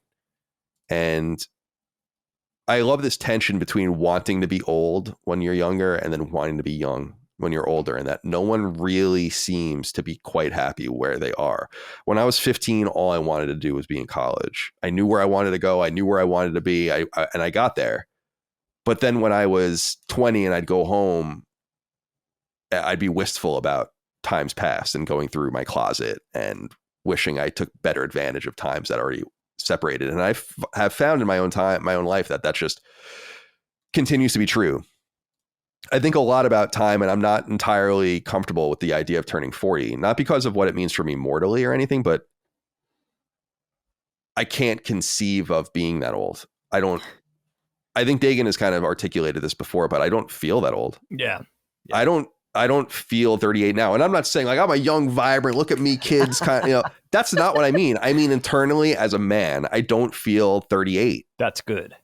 I think Micah brought up a really interesting point to her health and all of that. I don't want to say I'm the healthiest I've ever been, but I'm probably pretty close, if not the healthiest I've ever been. You know, even Dad was complimenting my arm when he was here, which I was like, guns? yes, Dad knew. Well, they're not like huge, but Dad note. He's like, I said to him, you probably didn't hear me. I'm like, do you think I can beat Dagan up? Oh. And I like made a muscle for him, and he's like, I've noticed. My 12-year-old could beat me up. Yeah. Come on. That's not so fair. And like Dad's Dustin like the only person I care about if he like sees my muscles. Anyone else? That's like the only person that I need him to see. Like I need him to understand that it happened. He's the one. Yeah. So that's basically it. And I think time is a really pernicious thing. It's when you're in it thinking about it, it's moving. When you know it's moving, it's moving. When you wish it would stop moving, it moves, just marching onward and inexorably forward. And it eats memories and eats opportunities, but it's also like this source of great nostalgia and joy and wistfulness. And so turning 30 for you, Micah, it's a big deal. Turning 30 is I feel like 30 is a pretty substantial age. Like the only other age I felt substance was 21. And I do think, particularly in the United States, I just think 21 matters because I think that's when society truly believes you've passed into adulthood. You can buy alcohol or whatever. And I remember that day, my 21st birthday, so well because it was so funny. and fun. And it was like going and buying beer legally for the first time and how big of a deal that was, and just getting fucking bombed, you know, and enjoying myself and friends from Long Island coming up to Boston and being together. But then it wasn't again until my 30th birthday that I really had memories like that again. And yeah, so my 40th birthday, hopefully I have those kinds of memories too. But it's funny because bringing up birthdays specifically is, and milestone birthdays or whatever, is that I don't really, and you know this, Mike, I don't really, I earnestly don't like my birthday. I don't like days that focus on me. And that's why I think in my mind, I kind of program myself to be like, it's okay to celebrate your milestone birthdays, but I don't need to celebrate every one of them. 38, like who gives a shit? 30, I think 39 this year. That's like the fart of ages, right? What do you even say? I think it's okay to wait until you're 40 or whatever to really celebrate it. So, but it is interesting being with someone almost 10 years younger than me, like Micah, where our experiences and our outlooks and everything are so different. And I often think about, you know, the things Micah expresses or feels. And I know in my mind, I'm like, you will come to understand this, I think, differently in the future. You will mellow out on this, or you will increase your caring on this, or whatever. I feel like age is that one certitude that makes me confident. And I think gives older people confidence over younger people, that it's like, you don't have enough time yet to know what I'm talking about. And that's why I think that Dustin's parents being so young is so fascinating. Because if you put a kid in my arms at 16 years old, I have no fun. I mean, I would have probably done the right thing. I'm sure I would have done the right thing, but who knows? Like what? So I was a fucking asshole when I was 16 years old, like a total idiot, like oblivious. Not an asshole to people, just an asshole, like a dumb asshole. Yeah, but it's sink or swim. Right, exactly. Right. It's like a total obliviousness. So I think I've been very fortunate in my years to just be uninterrupted. I said earlier I was watching I love Ayn Rand, and people know that. You either like her or you don't. That's fine. I don't really care one way or the other. But one of the things she talks about is this idea of living for yourself, right? This idea of that selfishness is a virtue in some way. That we don't really understand selfishness we only understand selfishness as this negative thing. You don't want to do the right thing. You don't want to spend time with people. But what she's saying is like being selfish, like saying like live, the best thing you can do for the world, for those around you and all of that is to like live for yourself and get and put your best foot forward in that way. And I believe that. And I've been allowed to kind of do that in my life uninterrupted by both the calamities that life throws at you and the blessings that life can throw at you that change the different things that the outcomes. Because I never had a kid. I never got married, but I never got laid off, or I never got, I never had like these horror, I never had these. It's just kind of been this very even choice-based experience. And I have to say that's very fortunate, because I otherwise would have never experienced that linear path that I think gave me that specific kind of wisdom. At the same time, I think Dustin's parents would have much more wisdom than me by my age because of their experiences. So, Kyle, what you're saying is Micah's lotto villain is a good guy. Selfishness. Yeah, pretty but this is the difficult thing about talking about. Well, no, but this is what like the Randian idea that we look at selfish, like you're selfish. Right. That's an insult. But if you can just extricate that and make a new parallel word that describes. It's probably a different word because it's living for oneself. Selfish is too It's broad. Not the right word because that word has a connotation. Yeah, I know what you mean. No, exactly. Yeah. But yeah, sorry. Oh, no, I was just going to say, like, my best example is me leaving my old church at 18 was a very, quote unquote, selfish move because it threw like my family into chaos. But it's like, am I going to live the rest of my life in this weirdo religion that I don't want to do just to make them happy? And I'm going to be miserable for the rest of my life pretending to believe in all this stuff. And it's like, I'm not going to do that. I'm going to leave the church. I'm going to take whatever consequences that comes with. And it's like, yeah, like on the surface, that's like, it's a selfish thing to do. But it's like, but is it worth being miserable forever?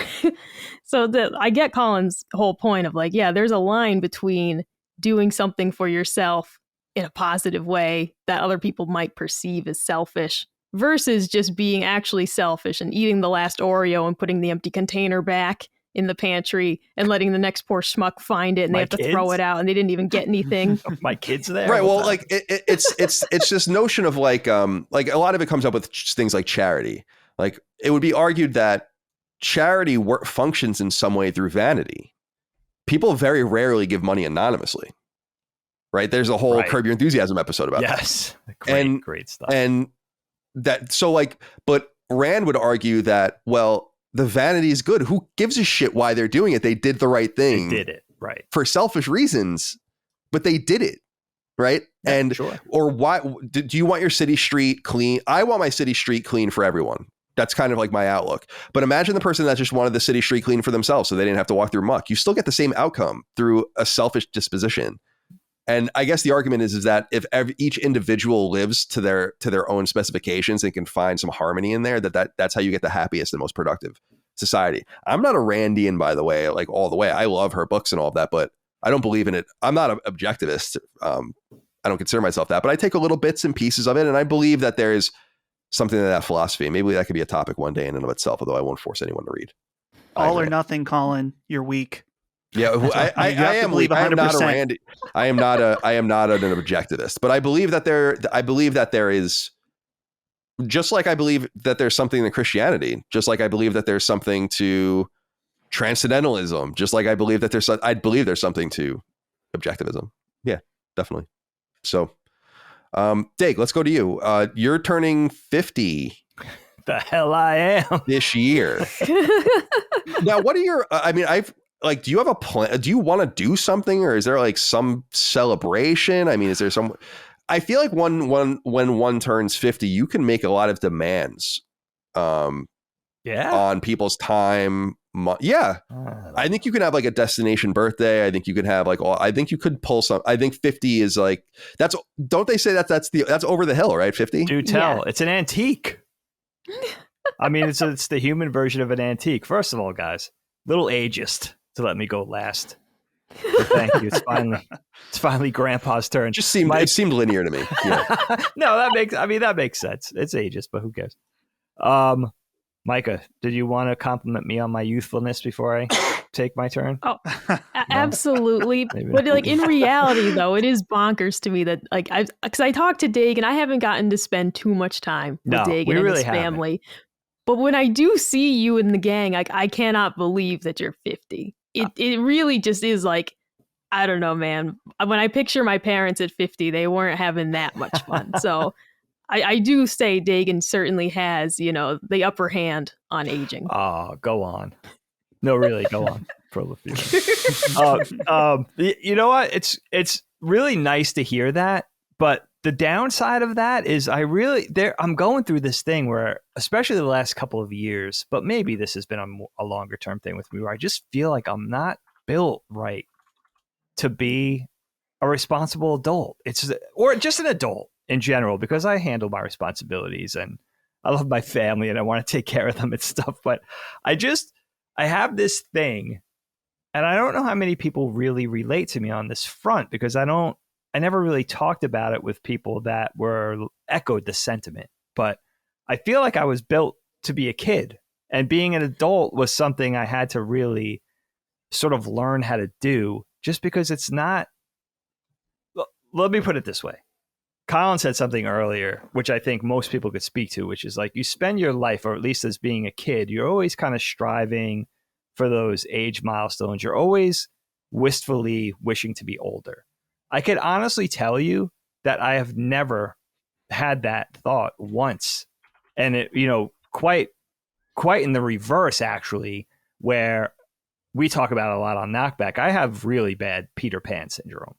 And I've always had that. I think I stopped wanting to be older. Maybe around 10 was the last time, because my mom was tucking me in the summer times at 7:30, while the 6-year-olds were out playing type thing. But by the time I was 13, that stopped on a dime, where I stopped fantasizing about wanting to be older. And my trauma with aging dates back to a very specific memory that I have of turning 20. And I want to talk to you, Micah, about turning 30 too, and all the milestones sort of decades apart.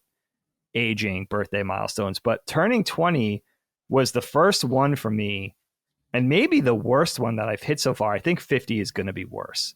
But turning 20, I remember how crestfallen I was. And I remember very specifically on my 20th birthday, I was with my dad in the car, sitting shotgun. It was just me and him. I think we were going to dinner. I think he picked me up at my friend's house because I didn't drive yet. And we were going out to dinner, and I was down in the dumps, and he kind of knew it. And he was like, "What's going on, bud?" And I was just like, I'm bummed out. I'm not a teenager anymore. And at that point in my life, I was very serious about my skateboarding, and I was really holding on to youth for all it was worth, you know? And he was like, "Oh yeah?" And he took out a Neil Young, I don't remember if it was a CD or a cassette at that time, but let's say it was a CD. And he played me a song that I had never heard before called Sugar Mountain, which is a very melancholy song about the loss of childhood and turning 20 specifically. And in researching the song, Neil Young wrote it when he was turning 20. So it's a very sad, sullen look at just feeling like youth is behind you. And he thought that would be hilarious to play that for me in my depressed state. And of course, I just doubled down on the misery. I was like, "That's very funny, Dad," because it was I wasn't putting on airs that I was feeling shitty about turning 20. For me, it was a very tangible crossing over that I had been feeling. I realized through my teens, like I did really odd things in my teens, like, and only people with Peter Pan syndrome or trying to hold on to being a kid could probably relate to this. But I purposely did things like not get my driver's license because I felt like that made me old. So and all that did was all my older friends and my girlfriends had to drive me around and shuttle me around everywhere. So it was really just kind of inconvenient for everybody around me. But I did things like that because I thought it would make me younger. I took a year off between high school and college because I felt like, well, that buys me another year of being a kid. And even if I couldn't articulate it that way, looking back, that's exactly what I was doing. So the good news is for me, Micah, I love your spirit about turning 30, but I remember by my late 20s, I had already felt like I'm already out to pasture. You know, I'm already an old man. So 29 to 30, or just my late 20s in general to 30, I felt like it was no different. So for some reason, hitting that age milestone just rolled off my back like water on a duck's ass. Like it was just like, whoop, it didn't matter to me because I already felt like I was there. I have a very specific memory of being 24. I don't know why. And with skateboarding, I felt like it's over. I can't even do this as a hobbyist anymore because I'm just too old.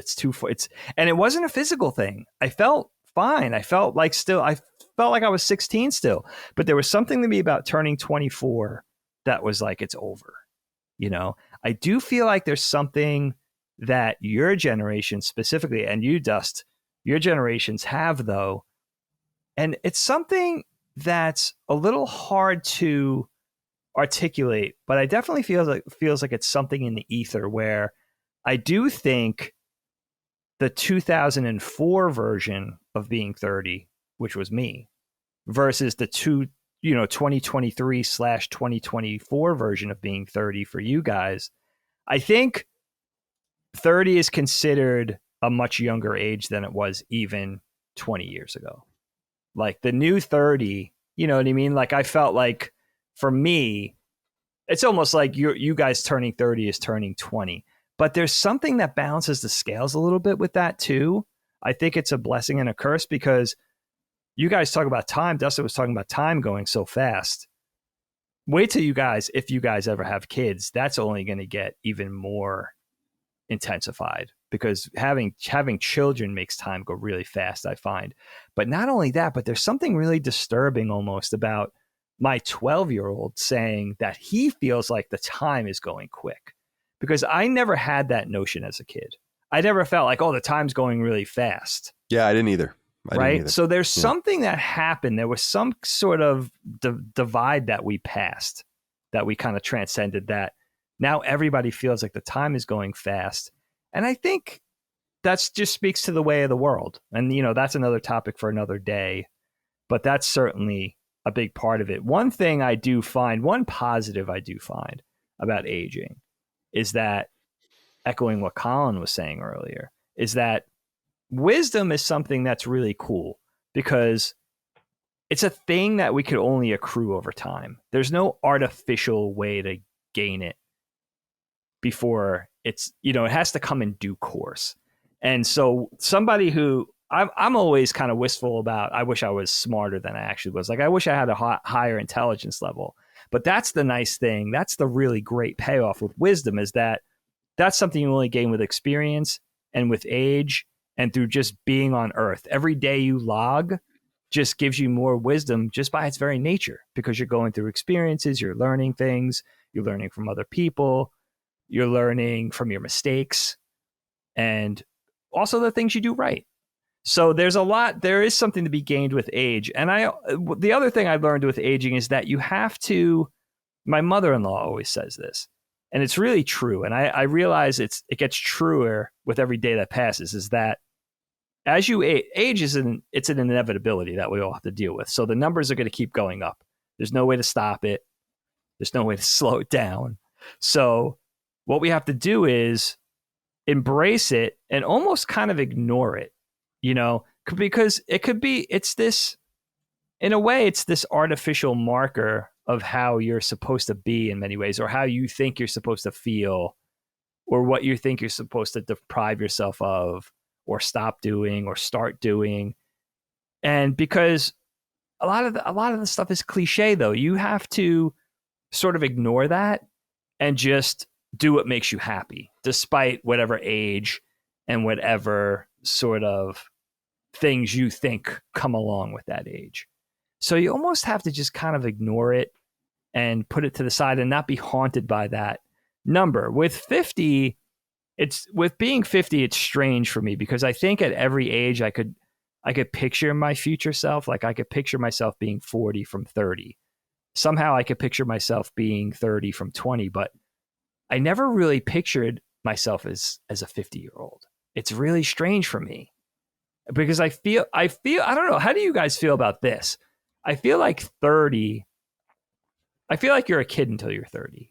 There's something about that for me. Like, I feel like you're still a kid through your 20s. Now, if you look at your little cousin or a neighbor or something that's 9, obviously that's more of a kid, right? But there's something about, for me now, I didn't feel this. I felt like I was an adult in my 20s, but now looking back at younger people, I'm like, no, if you're 25, if you're 26, if you're 29, you're still a kid. It's 30 where I feel like that's when you could be described as an adult. So again, I'm encumbered by the number too. I'm encumbered by the number, and I sort of go in for that. I don't know, like that age-old notion of how you're supposed to be at a certain age. We have to kind of get out from under that grasp. I also have this weird thing where I think by the energy that you put off, and I can speak for myself, I had this experience. Kyle, did I ever tell you this story? I was living at grandma's house on Long Island. I was already a few years into my career, and I had just moved back from Los Angeles, which I lived in LA for about 6 months in my early 20s. And I moved back to Long Island because I got a job in New York. So I was back in New York, and I was living at our grandma's, and on the weekends, I would try to take care of the house. Like, I would try to do the lawn and plant flowers and stuff like that. So I was typically outside on the weekends, especially in the nice weather, doing this or that. And there was a little kid, I would say he was like 12. And he would ride by on his bike all the time, but he was always by himself. And he was just playing outside, riding his bike with his helmet down the sidewalk, or riding his skateboard or whatever. And he would always look at me really acutely, like really intensely study me as he was playing outside. And I was probably 25 at the time. And one day he just stopped in front of my grandma's walkway, and I was down on my knees planting flowers or something. And he looked at me for a couple of beats, and he was like, "Are you a kid?" That's so awesome. And he didn't because he couldn't figure it out. He probably saw me on my skateboard, with my friends in the street. But he saw me driving a car too, for instance, or he saw me mowing the lawn. So he really couldn't wrap his head around this unique individual who did the childlike things and also did like the adult things. And I think he wanted to ask me to hang out with him, but he just wasn't sure. And I saw this go on for weeks until he finally had the audacity, or he finally had the balls to ask me straight up.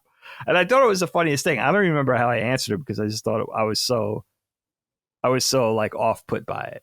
It was so funny. But I thought to myself, yeah, because you kind of carry that energy of holding on to that.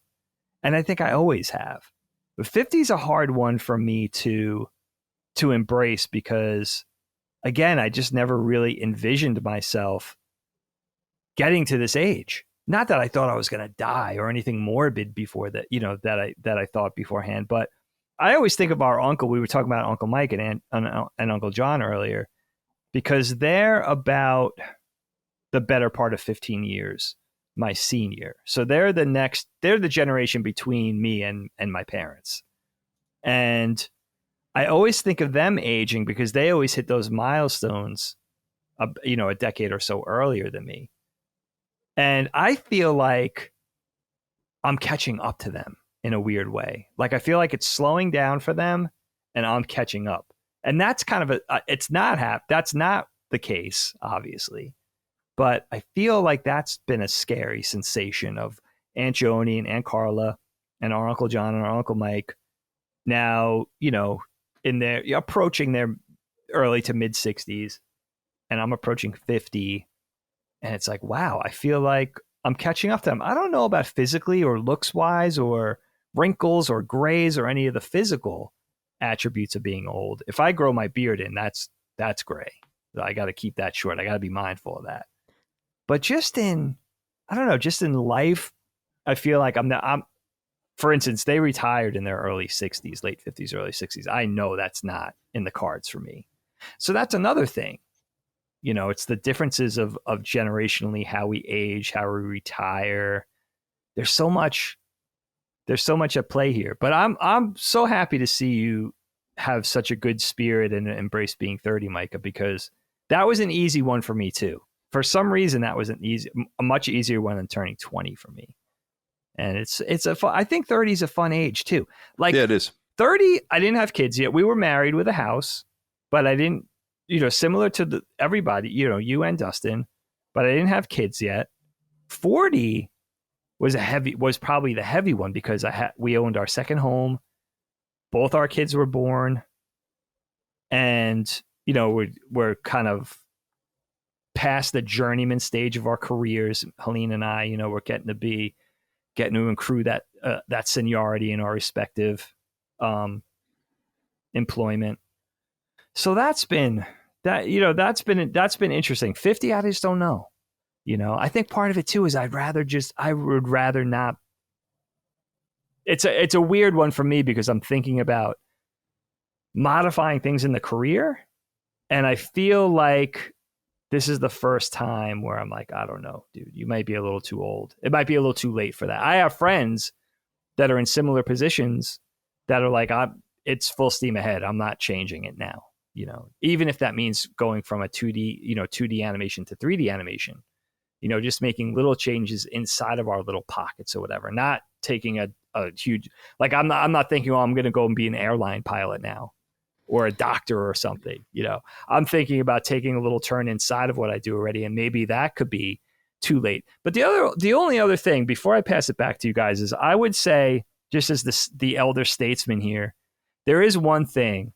And again, echoing what my mother-in-law always says, and then it making more and more sense to me now, is that it's always a matter of perspective. I'll tell her like, oh man, I feel like I'm getting so old. And she'll be like, I would die to go back to being 48 or 49 years old. You always feel like you're too old at your current age, and you're always making excuses, or you're always trying to provide a prognosis for how it should be now.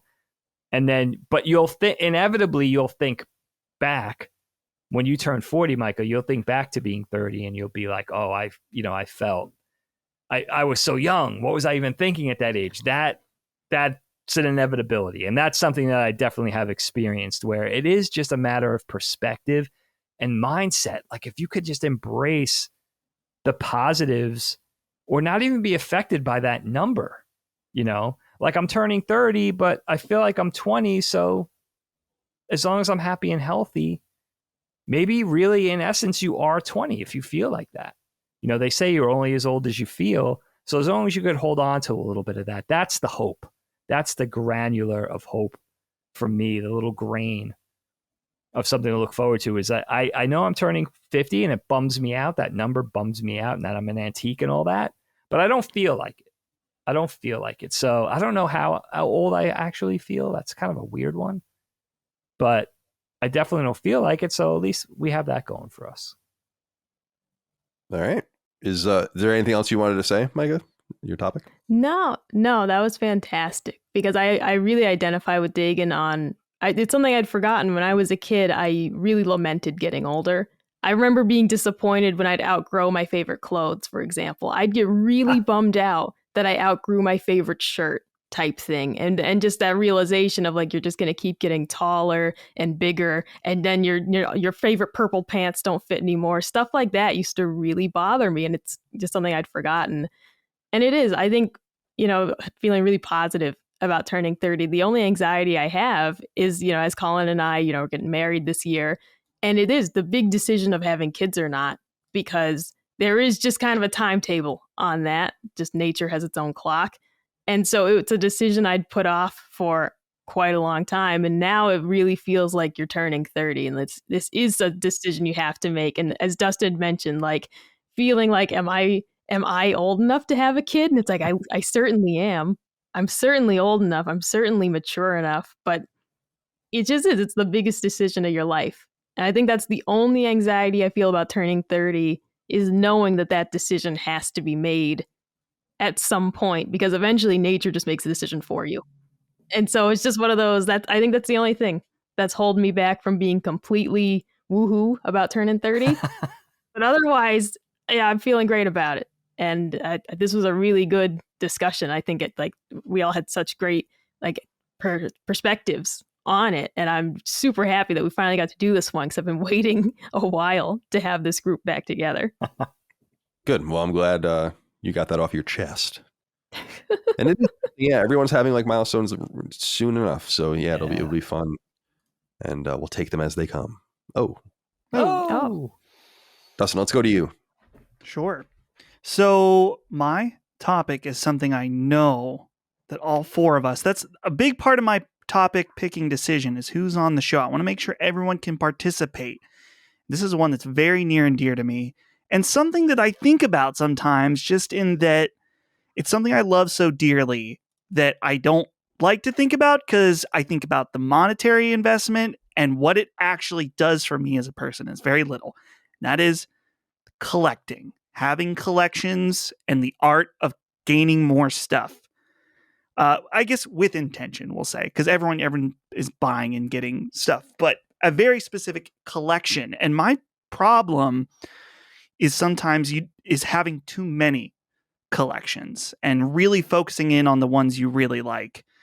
And the deep philosophical part of me kind of hates it, because I think about, in particular, the collection I have that everyone knows about is physical video games, right? And I love video games. I love playing them. It is my life. It is my job. And I can't ever see it not being that way. But when it comes to video game collecting, particularly retro, you are often gathering things just for the sake of having them.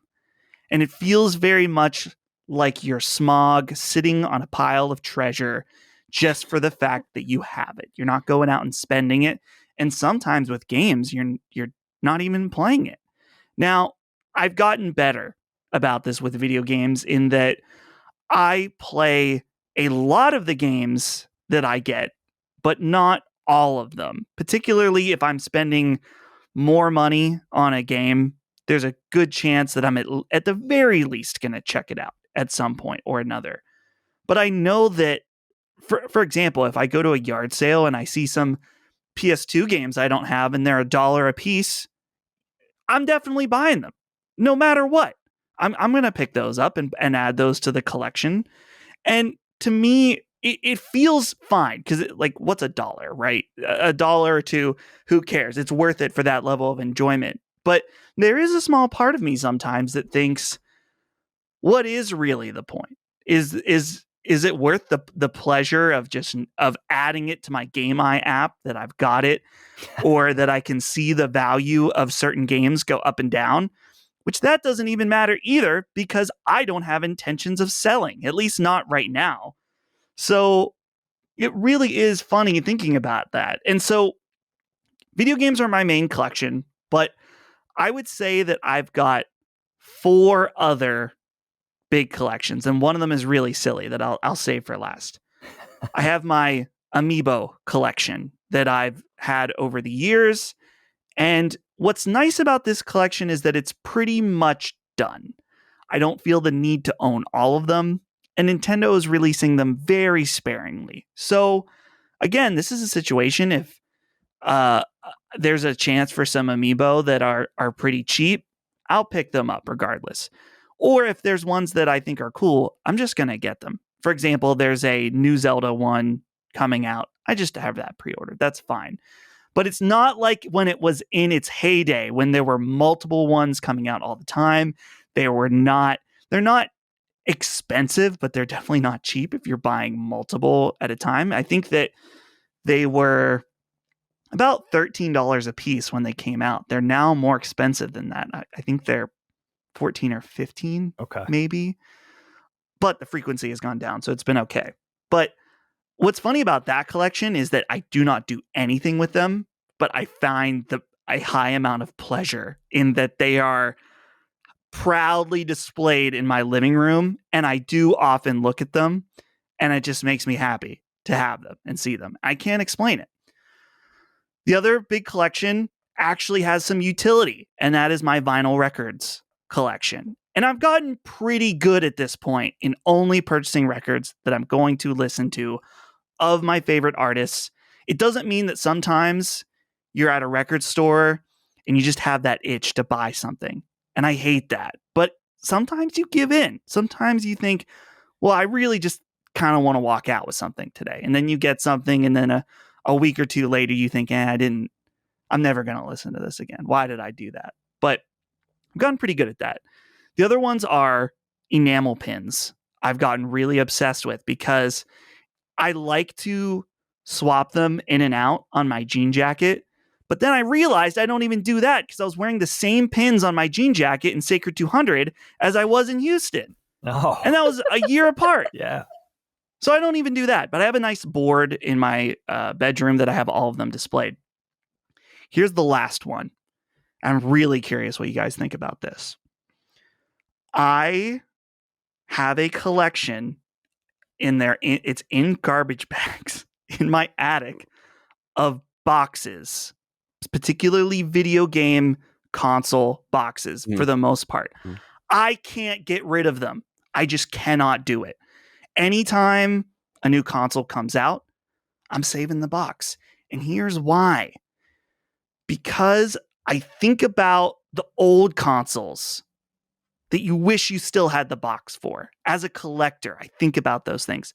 One time, I was walking home from school in 7th grade, and I was with some friends, and it was garbage day. And no one likes walking home on garbage day because you have to walk by everyone's trash. It sucks. If it's hot out, it's even worse. And I see out of the corner of my eye a NES box in someone's trash, and it's pristine. And I grabbed it and took it home. Of course, yeah, definitely. And these dudes with me, these morons looking back, made fun of me for it. They're like, why'd you do this? Why'd you grab this box? I'm like, dude, this is an NES box. Good find. It was like a challenge pack or something. Nothing inside. But now, here's the thing. The joke's on me because I ended up, when I was desperate for money, pairing it with an NES and selling it on eBay at one point. Since then, I found other boxes or whatever. But this is the one to loop back to the beginning. These boxes are in my attic. They serve no purpose. They are collecting dust. but my Xbox 360 box, my PS2 box, my PS3 box, my PS4 box, they're all up there. And every once in a while, when I am up in the attic, I'll take a peek at them like, nice. Glad I still have that Sega CD box. That feels good to have. So I will never get rid of them. I can relate to this one specifically because I have those boxes too. And I don't really keep much of anything, but I have my like NES, SNES, N64, GameCube, Wii. And I think I stopped there because I didn't buy a Wii U. And then, PS1, PS2, PS3, PS3 Slim. I guess it would just be PS3. Yeah. And then, I have my Xbox One, Dreamcast, a few others. But I will say this. I threw out my PS4 boxes. I threw out my PS5 boxes. My Switch box. Did you really? Disgusting. Yep. Because here's the argument, and here's just my argument straight up. There were 40 or 45 million NESs in the world, including Famicoms, right? Yeah. There were 150 million PS2s, and I kept that box. But when you're talking about PS3, they're twice as common, right? Like they just, at some point, I think that we've reached this. If you have an NES box or an SNES box, it's a little more bespoke in some way. It's like these are inherently more limited than any. There are 120 million Switches. You don't need to keep your Switch box. Right. There's gonna be so many Switch boxes. I just think actually because I have Hollies. I think just reading it like that, like I keep them initially, but then when I was like it's clear PS5 is going to be 100 million plus seller. I mean, there's no doubt about it. So you're just keeping something that's not that uncommon. And I guess I had experience thinking, although I was doing it for fun with my Star Wars collecting in the 90s, where I kept all my boxes. I even kept the bubbles for a long time for everything and all that. This shit's worthless. You know, I'm not saying that happens for everything, but I had this experience of, and I experienced that with my G.I. Joe stuff too, that I'm collecting now, where I just relinquish and was like, I can't keep these boxes. Like, why am I keeping this shit, man? Sure. Like, I don't give a fuck what it's worth. Like, I don't need the money. I'm doing this because I like it. I'm not even looking forward to that. It just, I had to kind of let go of that because it's such negative space. Boxes are just the worst. I just shove mine right up in the attic too. They're probably gonna fucking disintegrate up there in the southern heat. You got a saying down here. Got a saying down here. Boxes melt. It is enticing though, Dust. I don't blame you for those retro, specifically video game, the packaging and the boxes, because they're so much more rare than the actual item. Because it, like Colin said, it was during an era where not too many people, or many less people, had the wherewithal to save that stuff. So those things are always going to be more inherently rare. So those are things that it would be hard to let go of. Totally. Yeah. Like I've started buying G.I. Joe lots where I'm getting carded G.I. Joes, which is amazing. Like, it's just like, I'm like, oh my God, I'm holding like this 1988 or 1989 thing that's like just in its package still. And I'm like, this is rare because no one knew to do this. Yep. They really didn't. And now it's not rare because everyone thought they should do that. And I was actually surprised. I don't know if it came up on Antiques Roadshow we watched a few weeks ago. It was cute. There was like a cute kid that was on there with his dad's Super Mario Brothers 3 and Double Dragon sealed in their boxes. And he was saying that his dad just got them as extras for his birthday or something. He already had them, so he just put them away. And it's like, that's why that shit like that exists. Fantastic. People weren't doing that back then. No. Like if you buy a sealed PS2 game, maybe PS3, certainly PS3. I mean, that's like the intent at that point. But I think otherwise it was mistakes and like just extra shit that was left in the back of a Toys R Us. I mean, you heard stories like that. People been like, this box was literally buried in a Toys R Us fucking warehouse under a shelf or something. Right. It's like, that's incredible. Yeah. You know? Well, dude, Colin, I just saw a few days ago a photo on Twitter of a WATA graded game of Hogwarts Legacy. They just take them and immediately get them graded. And then the idea is that it's an investment for however long. The game sold something like, 18 million copies. Assume that even 80% of those are digital. That's so stupid. Yeah. Yeah. Well, it was the same reason why I was comfortable getting rid of my hockey cards, because I was like, this is not the era when hockey cards were valuable. Not like, it's not like the, what is that? Honus Wagner or whatever his name is, the baseball player with the fame. It's like the most valuable baseball card or whatever, right? Is that Something the like most valuable one? I thought it was. I could see it. It's like he's a pirate, a Pittsburgh Pirates, I think. I don't know. With that retro uniform, yeah. Here's an interesting aspect of it. Now, I'll throw this over to Micah, maybe. I don't know. Well, hold on. I'll explain. It's funny seeing how, with collecting too, how there's been I don't know, the money and the market around it. Because, and I was mentioning Micah because she has Funko Pops, but you seem to use Funko Pops as intended. You open them and display them on your shelf. And to each their own. I want to be clear about that. But when I see walls of Funko Pops and people take photos and they just have a wall where they're in the box, I can't get down with that. I don't understand it. And to my understanding, my friend Phil was telling me about this. Funko has an app that is designed so you scan Funko Pops in stores and they will tell you the rarity of them and values and stuff like that.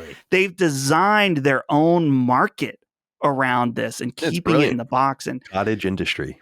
It's an interesting idea, but Micah, I know you have your statue collection behind you. Yes. And this is something for me which has opened up a new pillar of collecting for me that I've tried to tread lightly.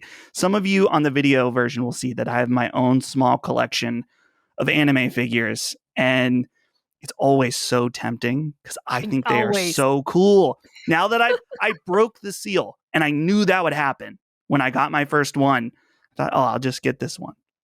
And every few months you see something, you're like, oh, well, that'll look nice beside the other one. So Micah, I mean, I want to ask about your anime figures, but just about any other collections you have in general. Oh, absolutely. I mean, the thing with anime figures is that right now I really am just out of space. Like there are some really cool figures coming out this summer from Dragon Ball Z, from the Ginyu squad. And I'm so bummed because I have Captain Ginyu, but I don't have like the other guys from the gang. And they're releasing these really cool figures for it. And I keep going back and forth between pre-ordering them because I know I just don't have space. But it just is. It's like I want them. I want to have the whole gang. But I am, when it comes to like boxes and things, I'm pretty sacrilegious about it. Like I have a lot of collectibles that are relatively valuable, like the Claptrap robot. Do you remember when that came out a few years ago? Yeah. The actual robot. So I have one. I have two of them actually. And I opened them and I played with them because I'm a child. And I'm like, I don't care that it's $400. I bought this thing to play with it. Sure. So like I opened it up and I played with the damn thing and it's awesome. But stuff like that, like people were like cringing at me opening it. And it's like, well, I didn't buy it to not even look at it. Like I'm supposed to leave the plastic on it and like not even gaze into its eyes. Like I'm just supposed to just pretend like, yeah, it's in there. And I was the same way with like limited run games. I opened those because I want to play it. I didn't buy the game to just have it. I bought the game to play it. And like I got so many comments. I think it was House of Fata Morgana, and I unboxed it and people are like, what are you doing? You're opening the box. And I'm like, well, I want to play it. Like, you think I'm going to buy a digital copy to play it later? Because I do know people like that who buy the game digitally so that they don't open the physical one. It's like, I'm not paying twice for this game. And I actually, when my Funko Pops, I threw out all the boxes last year because the only reason I was keeping them was because in case I moved. You know, I was keeping them because it's like, well, I live in an apartment. I'm going to move at some point. I want to keep them safe.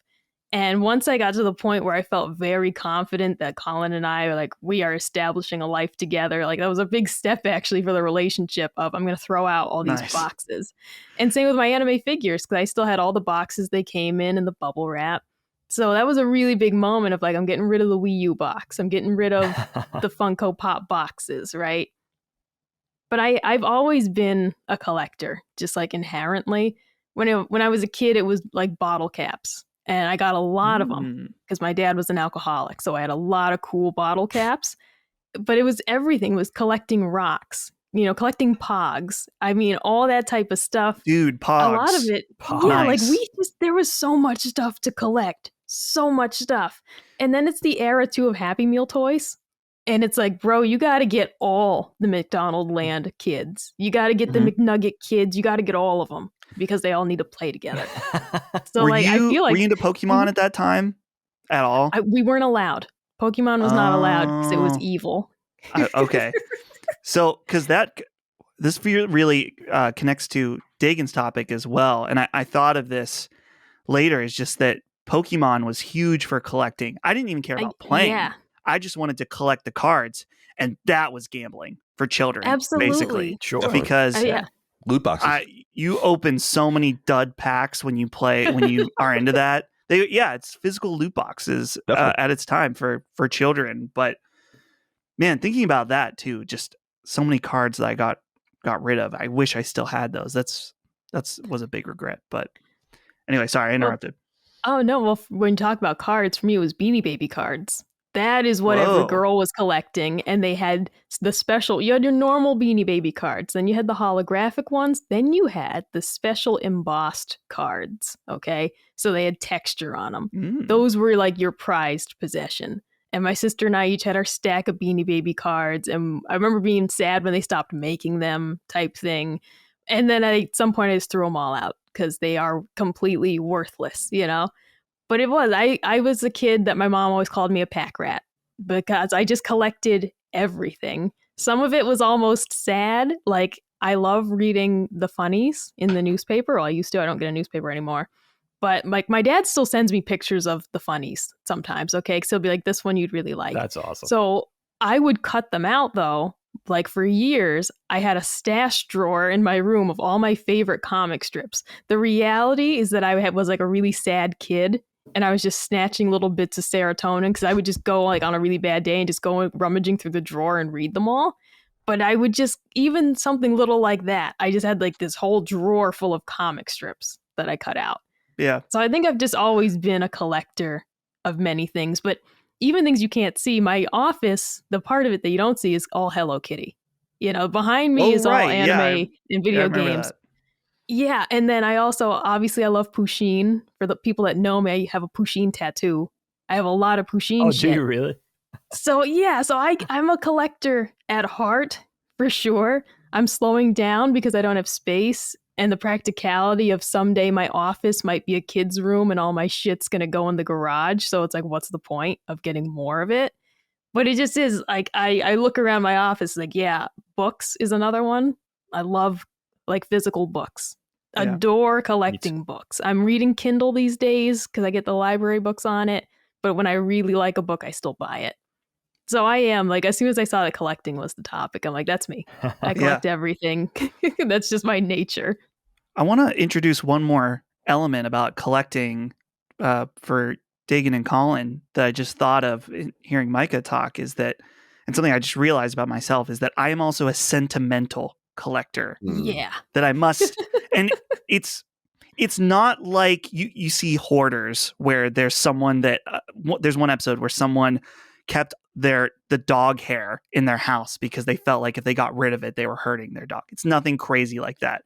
But I have a big bag in my one closet of a bunch of swag and random stuff that I've gotten from gaming events that I feel this need to keep because it was cool when I remember these moments. And I have a memory box of stuff from growing up. And I have, man, now I'm thinking about it. Maybe I do have a problem. I have all these shirts from when I was a teenager of like band shirts and different things I like, game shirts. And I think, man, I got to pass these down. This is good shit. I got to give them to my kids or something, or make a blanket or something. In reality is it's just a bunch of trash. But now that I'm speaking it out loud, I really am into sentimental collecting as well. But Colin, I know you've got Joe's on display, so that's a big thing for you. But is there any other Colin collections? No, not really. It's a small fraction of them. I'm just too lazy to get any of them going. It's been like that for God knows how long. But eventually I'll have them all displayed. And yeah, I am I'm an avid G.I. Joe collector. I kind of just chose that as the thing that I want to do. Like, I've always wanted to do it. It's a direct tether to this biggest IP of my childhood, and something that's kind of experiencing and has experienced over time various resurgences, but none of them very notable like crossover resurgences. So it remains pleasantly niche, which is kind of cool. I think fits in as well. So I really love that. And I was a really avid Star Wars collector. As I said, I had a complete collection of Star Wars toys from 1995 through episode 1. And so and I mean complete, like everything that they did. So that was a huge part of my life for a while. And I just all that stuff's in the attic right now too. I just was going through all of it in my garage some months ago. And I went through some other phases as a kid, collecting various kinds of toys, Teenage Mutant Ninja Turtles and like Marvel toys, hockey cards, Pogs. I'm surprised to hear you guys talk about Pogs, because I feel like that must have been like a second wave of Pogs or something when you guys experienced them. Oh, they're like too young for Pogs, you think? Yeah, I would think they were too young for Pogs the first time. Yeah. Interesting. My uncle, who I grew up with, my mom's brother, who's just a few years older than me, was really into Pogs when I was really little. So it's a weird type of nostalgia where it wasn't my thing, but I vividly remember it and thinking it was cool, but it was a little early for me. Yeah, you're right. You're right. It probably also came back, and I collected. I was into Magic for a few years and played that. I was into the Star Wars customizable card game for a couple of years. But so like any kid, I picked up all these different things. But I will say I amassed a massive collection of video games, which is now in the possession of Dagan. But I don't think I was really trying to collect them. I wanted to these were games I wanted, and I was buying and playing and amassed over time. Some of them were collecting. Like I have every NES game I care about and all that and that sort of thing. And in the modern era, in addition to these G.I. Joe and all the things that I buy now for that, I feel like it's the same thing with games. I have a massive collection of video games. They're just digital. But I have so many games, and I'm a real believer in buying games that I think I'm interested in. And I say this all the time. I try to buy things at full price. I try to put my money where my mouth is and try to show what I think is the necessary support kind of have a farmer's market style outlook, go in and pay the extra amount of money and be a driving force behind getting more of these products. And I'm happy to do that. But that's not really my intent, is not to collect them. It's just that's what I'm doing as I buy them and play them and stash them away or whatever. So that's more of a passive thing. And yeah, that's basically it. I will say that I would be a pretty avid collector of very limited, like the IP I like or really care about enough to do collecting with, are just not popular enough. If there was a amiibo run for Mega Man Robot Masters, like the bad guys, I would buy every one of those like in 2.5 seconds. It's just that it's not big enough. There are some toys that are coming out for them that are apparently very high quality that are coming this year, but oh, cool.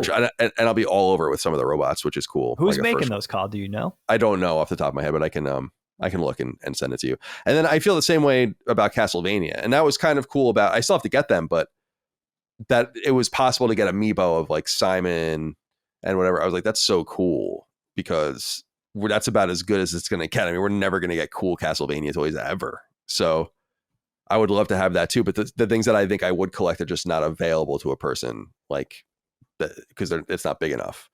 And G.I. Joe, I think, is just, it's not a marginal brand by any stretch of the imagination, but it's not a big brand. That's not intentional. It's just something that's attractive to me. So that's basically the extent of my my collecting, or what I have to say about it. Dave, what about you? You guys are hitting me at a really interesting time. Something I haven't told too many people about is, first of all, let me start by saying I'm a Gen Xer. So like many a Gen Xer, I grew up very familiar with the language of collecting. That's what we did. We grew up collecting baseball cards and Hot Wheels. And of course, Star Wars was the action figure kickoff in pop culture, and G.I. Joe. And I've always loved it. I've always a big mark for collecting, and always kind of fascinated with it. There was something that I realized at some point along the way, though, was that one thing for me personally is I feel like, and I felt like for a long time, that I need to narrow down my focus. I just love too many things, and I go through periods of really acute enthusiasm for one specific thing. Like, let's say collecting NES, 8-bit NES carts. I'll get into that for like 6 months. And then I'll switch up. That's still fine, but I'll switch up my focus to retro skateboards. I don't want to collect any skateboard I could find at a garage sale or an antique store that predates 1985. By the way, eBay just makes that 10 times worse. Or books, like Micah was saying. I love books, specifically about art, specifically about animation. I have a bookshelf that I'm really proud of with a bunch of art and animation books. I love collecting children's books. I'm very inspired by children's illustration. I dabble in comics. I like to collect certain Lego sets. I like G1 Transformers, new and old. So I go through little pockets of really sharp focus, laser focus on one thing, and then I'll switch it up. And I've noticed that that's okay. I'm just being true to the things I love, and I have a pretty diverse amount of interest in different things. But one thing, it's leading to clutter, which I don't like. And I was kind of soul searching a little bit with this, Dust, when you said it, because it made me kind of double down on what I've been feeling lately, which I'll tell you guys about. But I was thinking, like, all right, let's get down to brass tacks. What is this all about? We talk about the idea of collecting. And I realized, for me at least, and I'm sure for many people, it's really about surrounding yourselves with the things that you love, the things that make you feel comforted, the things that you're nostalgic about, like you guys were talking about, and sort of curating your environment, being surrounded by the things that give you joy. And that makes sense to me. And I think that's a very humanistic thing. And I think it's probably for many of us, a pleasant, if not necessary, distraction from, when life just gets unpleasant or rigorous or whatever. It's something to kind of sink your teeth into and just enjoy.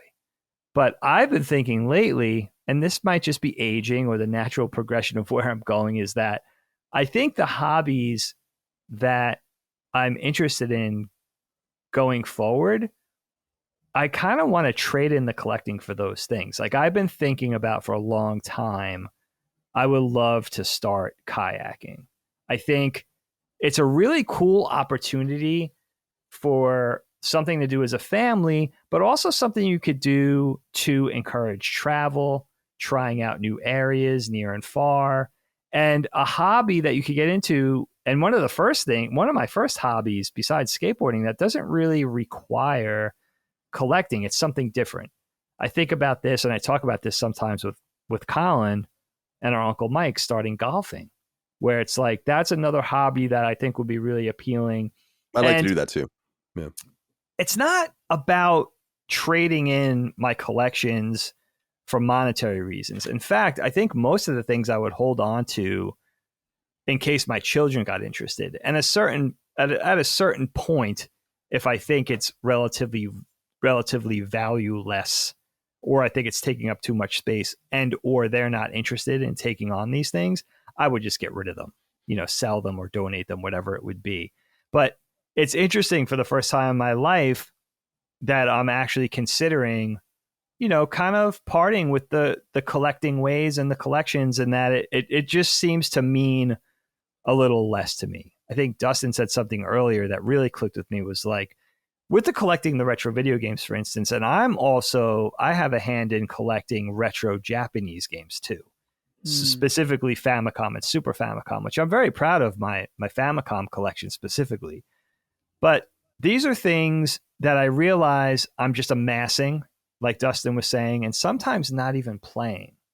It's just the fact of having that thing, whether it was something that was more rare or something that was connected to a specific anime that I liked, or a specific manga, or just completing a collection of a certain developer's titles, like all the Japanese Konami games or all the Japanese Capcom games or whatever.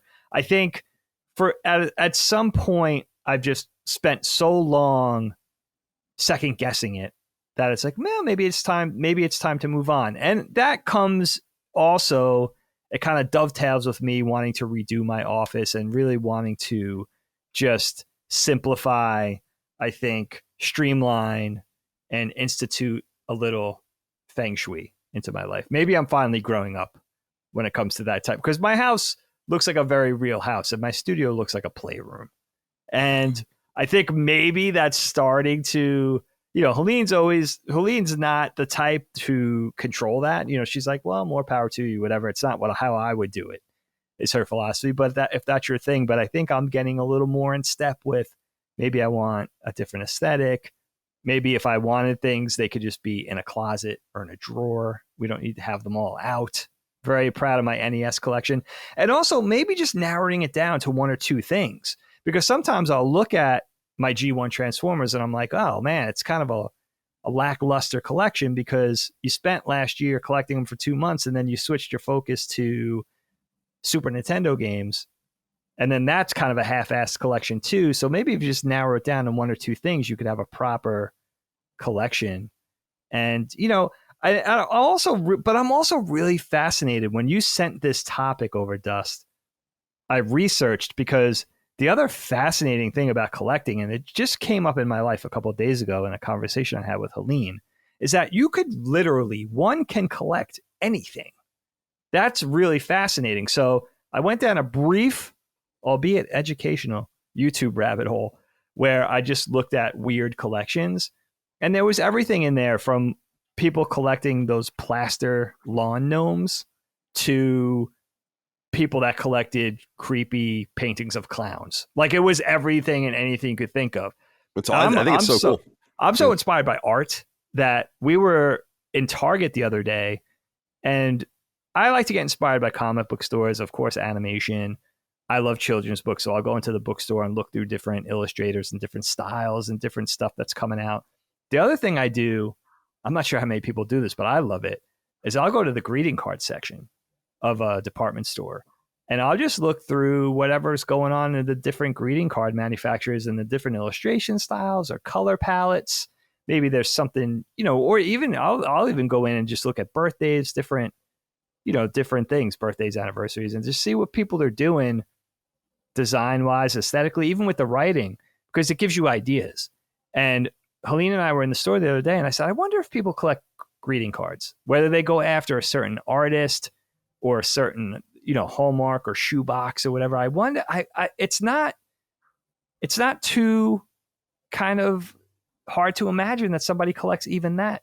So that's a fascinating thing for me, is that, but I think I understand it, but I understand it because it's something that we could do as a hobby that gives us joy and, again, entertainment and distraction and all of that. But I think I'm at a time in my life where it's interesting because it's the first time in almost 50 years where I'm thinking, maybe I'll narrow it down to like books and Famicom games or retro skateboards and Super Nintendo games. You know, really just keep those two collections lean and be able to pool my resources into those things and my focus.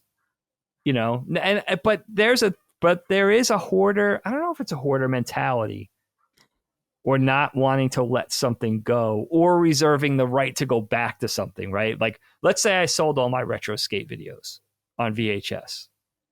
What if a couple of years from now I get really interested in that again?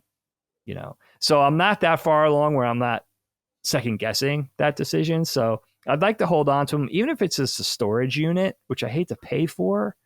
But even if that means let me at least kind of sit with it for a while, that'll kind of give me a little comfort in that I could keep the stuff nearby while I sort of vet the decision of getting rid of these things for new hobbies. But at the same time, I'm excited about these new things, which happen to just be physical activities. Maybe that'll be actually good for me. But you're hitting me at a good time with this topic because it's making me think it through, and it's challenging me a little bit because there's that Gen X pop culture nerd that's just like, oh man, maybe not only am I not going to narrow it down, maybe it's time to collect something else on top of all this. So it's so funny because right now. I love throwing things away. So it's so funny to hear and like really narrowly focusing on things. I think that's always been my thing. It's like PlayStation. I love video games, but I'm like very narrowly focused on PlayStation in my career. That's so smart though. Have you ever regretted that though, Kyle, of saying like throwing a bunch of things away or kind of parting with something and then sort of regretting it and saying, oh, I wish I not really. I can't really think of anything that I'm like, damn, I wish I still, like, earnestly, I wish I still had this. I mean, I can think of things that I passively threw away when I was a kid that I wish I still had, like my G.I. Joe card backs and all those kinds of things. I just didn't care about that shit. You just threw those things away. But I wish I had those, but not for the value, but for the nostalgia of them.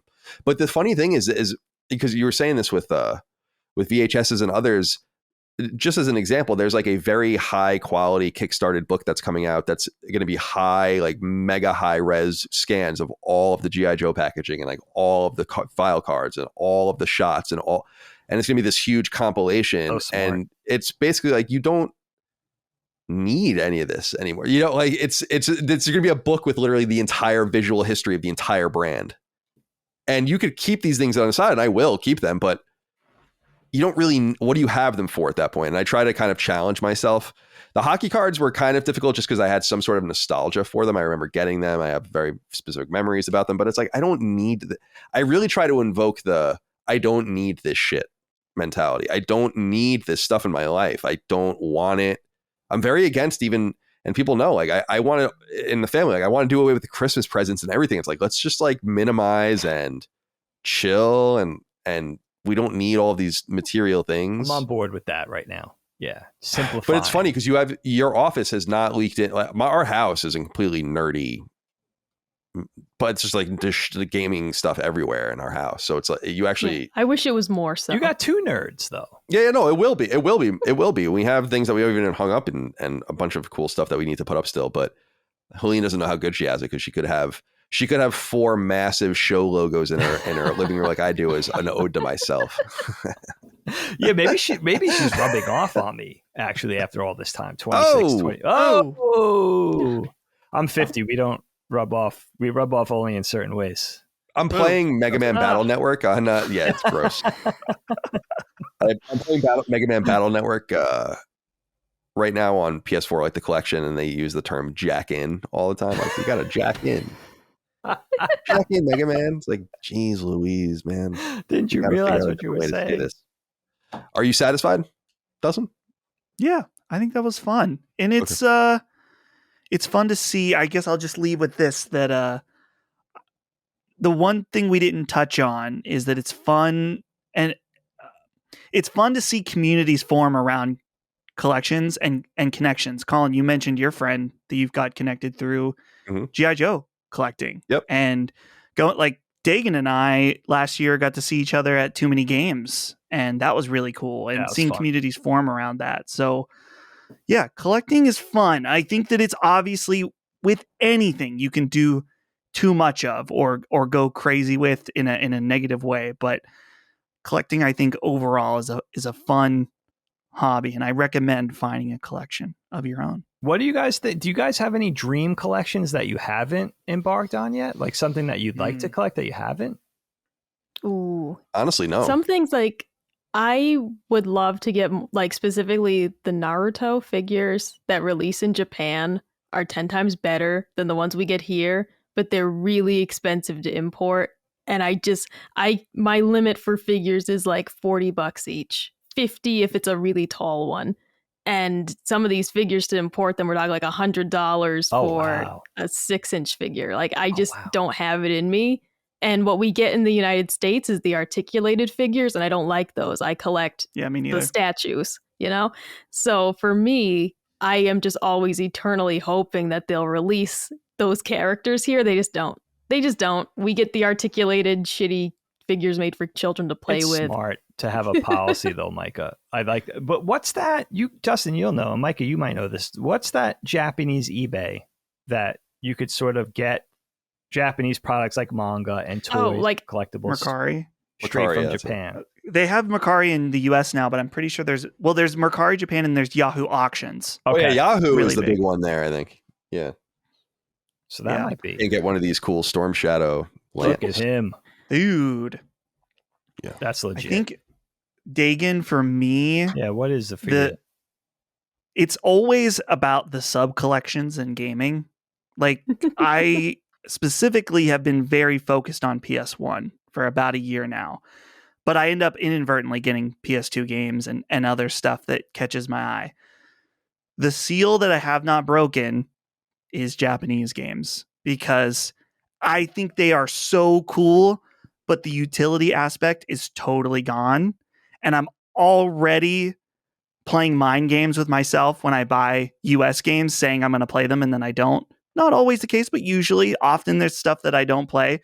And with Japanese games, unless you have a Japanese system or a modded system, Right. you're not going to be able to play it. And that's if it's a game that's gameplay heavy and not story focused. And then you're not going to play it because you can't understand any of it. Right. Exactly. So I can't go into Japanese game collecting, but I think it's so cool. I have a copy of Final Fantasy VI on a Famicom cart that I got or a Super Famicom cart. I think I got it for $7 or $8 at a store, because Japanese games can be so cheap. Yes. Often. So yeah, I can't break that seal though. Can't do that. Yeah, I bought Dagan his Famicom in Japan, actually. Yeah, that was my first one. Yeah.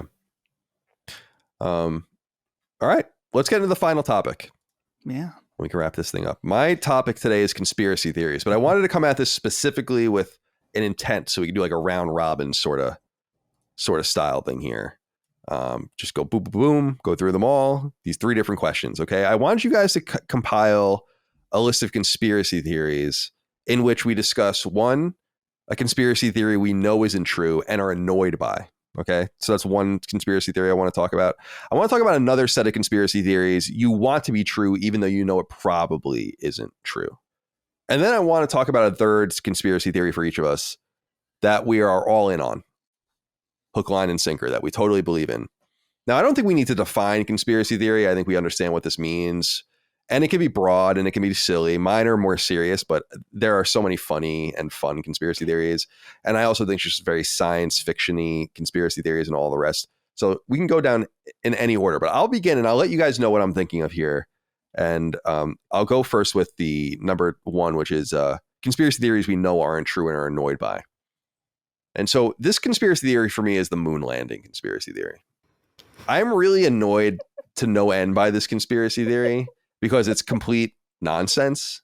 The amount of input that would have needed to happen to keep this secret, including hiding it from the Soviets, who are tracking and acknowledge that it happened themselves in a time when they would have. Can you imagine if the Soviets discovered in 1969, 1970, 1971 that this was all happening on a soundstage, and that they were not unable to track it, they weren't able to see what was going on. They were sending their own stuff to the moon so they could see this stuff.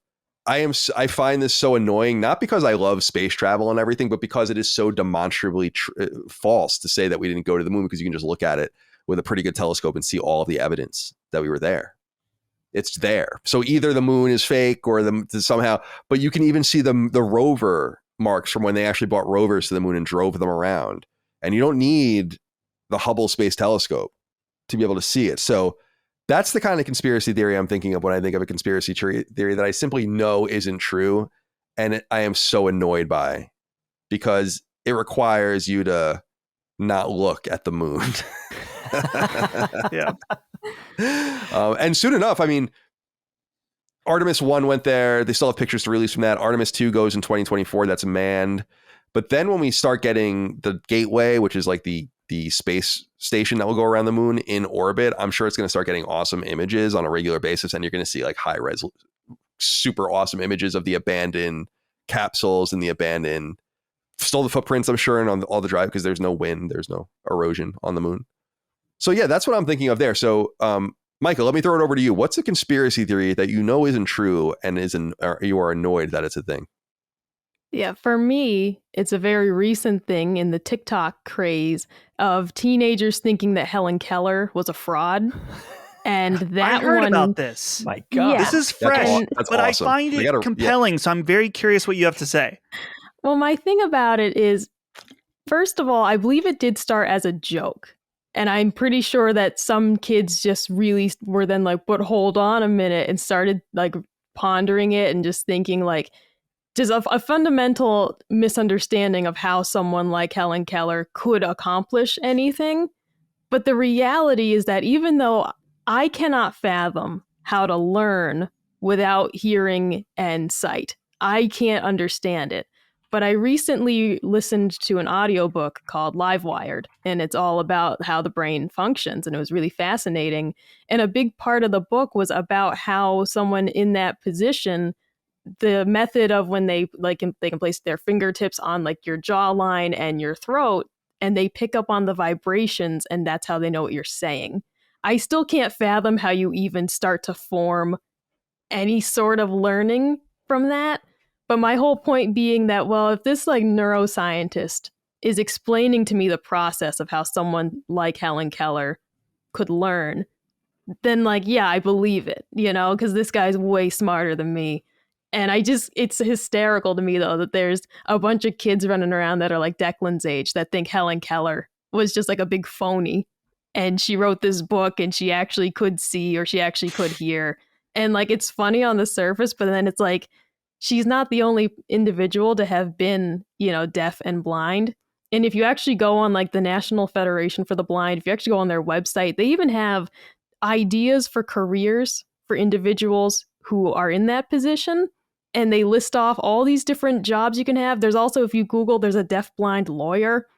There's a lot of people, not a lot, but there's people out there in this position more than just Helen Keller. She wasn't a unicorn. And that's why it's like, I can't disprove Helen Keller because we do have other people with the same, you know, functionality. So that's the one that really like kind of chaps my khakis, is that Helen Keller wasn't real. Good answer. Dustin, what's yours? Colin, mine's it's related to yours, but not exactly. And I don't have I do have one specific example, but this is pretty broad in that the theories that annoy me are any that involve a sophisticated and high level of coordination from our government, because I simply do not believe it.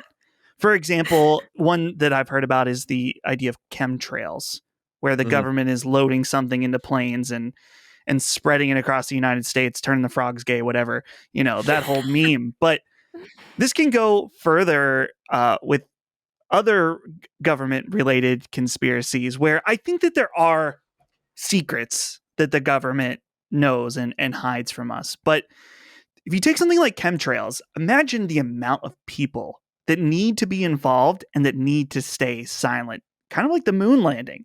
How many people would have to swear by a secret and live and die by it? I just don't think so. You see stuff leak all the time. And so, and the other thing too, so it's that aspect of how we see things get leaked. And then there's also the aspect of it, man, you must really believe in the government if you think they can pull off some shit like that, because the amount of basic level stuff that they are so totally incompetent at that just you think would be easy, they're not able to do. So I guess, I don't know, it's probably rooted in this idea of the government being against us, the idea of control. And I do believe in some of that stuff. I believe in this idea of the government subtly taking power from us in certain ways. I definitely think that's true. But when you get to these kind of crazy ones, it's like, man, it's I don't know. I guess it's not wishful thinking, but it's a compliment to the government. You think they could pull that off? Yeah, I agree with you on that. Although I'll get a little more into that with my next few ones, or my next couple ones. Dag, what's your conspiracy theory that you know isn't true and are annoyed by? Yeah, I mean, this one's not as fun as the rest of mine, but I had to do, you know, I dug down a little bit, but this one comes out on top for me every time. And it's because, you know, this one hits close to home for Colin and I, and that's the 9/11 conspiracy theories. You know, the September 11th, 2001 conspiracy theories, which I guess in a broad sense tend to indicate that the U.S. government either instigated or allowed the attacks that happened that day, which is such, like, it's a notion that involves such a level of supervillainy / comic book mad scientist insidiousness that I can't even wrap my head around that. But I will say, I had friends and sort of contemporaries and acquaintances early on back then, like even within days, that were already saying shit like that. And I feel like it's very Alex Jones, right? Like something really major happens, whether it's a catastrophe, whatever kind of major event transpires. And I think people are already, that's prime fodder for conspiracy theories. The model of a conspiracy theory is so fascinating to me because it's just making a story or an alternate story out of a different story. You could do it with anything. And that's what's so compelling about them, because some of them are so believable. And then some of them you could involve levels of detail, some more than others, right? But some you could paint them to be pretty realistic possibilities. So it's very entertaining. But the 9/11 one for me annoys me because it did hit very close to home. We lost an uncle, our Uncle Tommy, who was one of our dad's best friends, one of the first firefighters that my dad befriended and trained on the job many years ago. And he passed away that day, along with thousands of other people. And it's just, for me, that's one that kind of hurts a little bit. Usually I have a great sense of humor about conspiracy theories, but again, usually they're harmless. But with the 9/11 one, I kind of take it personally because we see it firsthand. In fact, our father was just talking to me about, it's not just people and families that were affected that day, but there are still people suffering with the effects of being in the pit for days and weeks at a time, and the cancers. And my dad still knows guys around his age that are, in the last stages of cancer that are almost certainly due, if not completely certainly due to the fact of being involved in that entire thing in the weeks after. So that's one that's hard to have a sense of humor about. And again, a very rare sort of occasion for me to be serious on the show. But that's one that's just, I think, a little too unhinged, and, one that's a little unbelievable. Again, sort of like Dustin says too, giving the government a little too much credit, I think. And why would they need that sort of, a lot of us say, well, it's justifying taking on the Middle East or taking on ISIS or the Taliban or whatever. But, and, I guess it would have been Al-Qaeda at the time. And Al-Qaeda, right. Not So ISIS. that whole thing of giving us some sort of an excuse to enter into these anti-West factions. And I guess that could be believable, culpable. Yeah, it's a false flag operation, or what they would consider a false flag operation. Right, exactly. Like they're a famous perceived false flag operation, I think, is in, I don't know if it was in Bosnia or somewhere in the 90s. The Russians blew up, or purported to have blown up, like a bunch of apartment buildings to have gotten involved in a war. It's not Bosnia, I can't remember what it is, but yeah. So it's like, it's not unheard of for. I do think that there is an I don't know how to put this without sounding crazy. Like, I personally have never believed less in the American government than I do right now, and I believe that they lie about everything. And with 9/11, I think it's the simplest explanations tend to be the right one, of course. And with 9/11, I really just think it's that actually there are elements that did know or did anticipate that these were going to happen, and none of them communicated with each other, which is exactly what the 9/11 report and the 9/11 Commission says. Now, the 9/11 Commission is Congress, so who knows? You could believe that they're lying, but it's extensive. And so that's what I believe happened. I think that there are elements of the CIA that definitely knew that something was going to happen. And I think that they had like a grudge with the FBI and all that kind of stuff. I think that's possible. But I don't think anyone fighting. I don't think, yeah, exactly. I don't think anyone, I mean, that's kind of at the center of the 9/11 Commission. So, and about how the CIA and the FBI had beef and all of that, but who do I think someone literally let it happen on September 11th, 2001? No. Do I think that someone had like good reason to believe that there was going to be a massive terrorist attack in the United States imminently? Yes, I believe that. I believe that that's true. But we'll see what happens. I also have my big 9/11 conspiracy has to do with the fourth plane, which is what I always say, which is that I 100% believe that it was shot down. That's what I was going to bring up, is that there's conspiracies around 9/11, the inside job stuff that is definitely wacky to me, but there are other conspiracies like Colin that I honestly don't know enough about, but obviously it's a compelling theory that people brought up about that plane being shot down. Well, this is good shit. This is the whole idea, is we're starting to lay these out and see how people feel about them. All right. Yeah. Number 2, here's what I would consider the maybe. So a conspiracy theory I want to be true, even though I know it probably isn't. And Dagan and I were laughing about this on a recent episode, but aliens. Dagan and I were laughing that it's probably not the biggest reason that I think it could not be true is because the government is acting like it could be true. And Dagan and I were laughing about how weird that was. Like the government just spent decades and decades denying and just categorically denying everything about what happened in New Mexico and what happened at Area 51 and all the different things, and Bob Lazar and all these people that have come out, and even Navy pilots that have say they've engaged with weird shit. And now they're like, oh, and now the government's like, oh, wait, we don't really know. It could be. And they were like, wait, what? So now we think that like they are trying to hide a weapons programmer. Yeah, now what's going on? Yeah, something like that. But I wanted to present this as the one that I'm kind of in the middle on. I think that there's a compelling argument to be made that we're not alone. I think there's also a compelling argument to be made that those that are civilized or whatever, however you might categorize life that would contact us, is likely so distant from us both in space and in time that it's unlikely that we would ever encounter anything like this. But it's also true that we've been putting out and dumping signatures into space for about almost 100 years now that we're here, starting with weaker radio signals and certainly with nuclear signatures now that would be readable from space, with detonating bombs and doing all this kind of stuff. And that would catch some civilization's attention if they knew what to look for.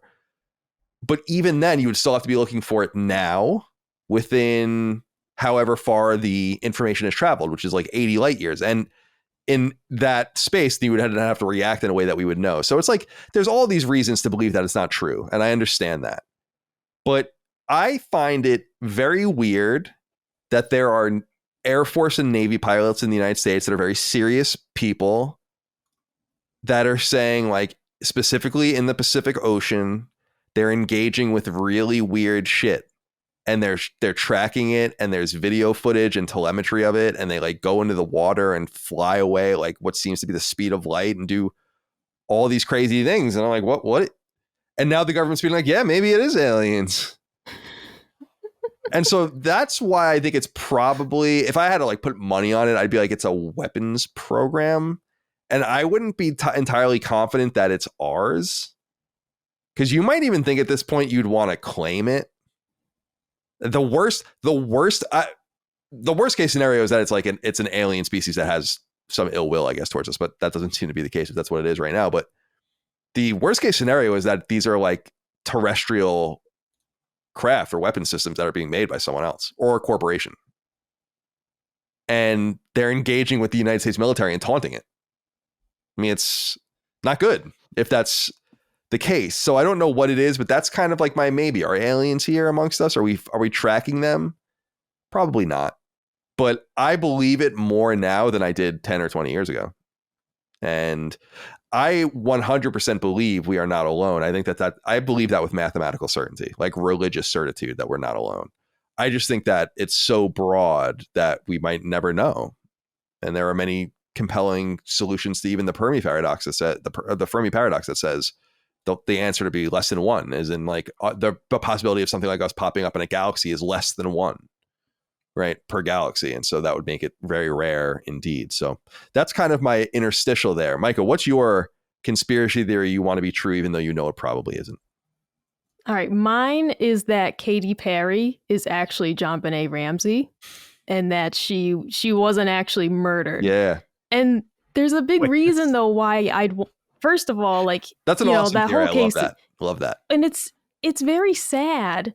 So like, why wouldn't you want that to be true? Why wouldn't you want to instead believe that she actually wasn't murdered? She was for some reason hidden away, put in like witness protection of some kind, and then became like a big star and her life is great. Like, who wouldn't want to believe that?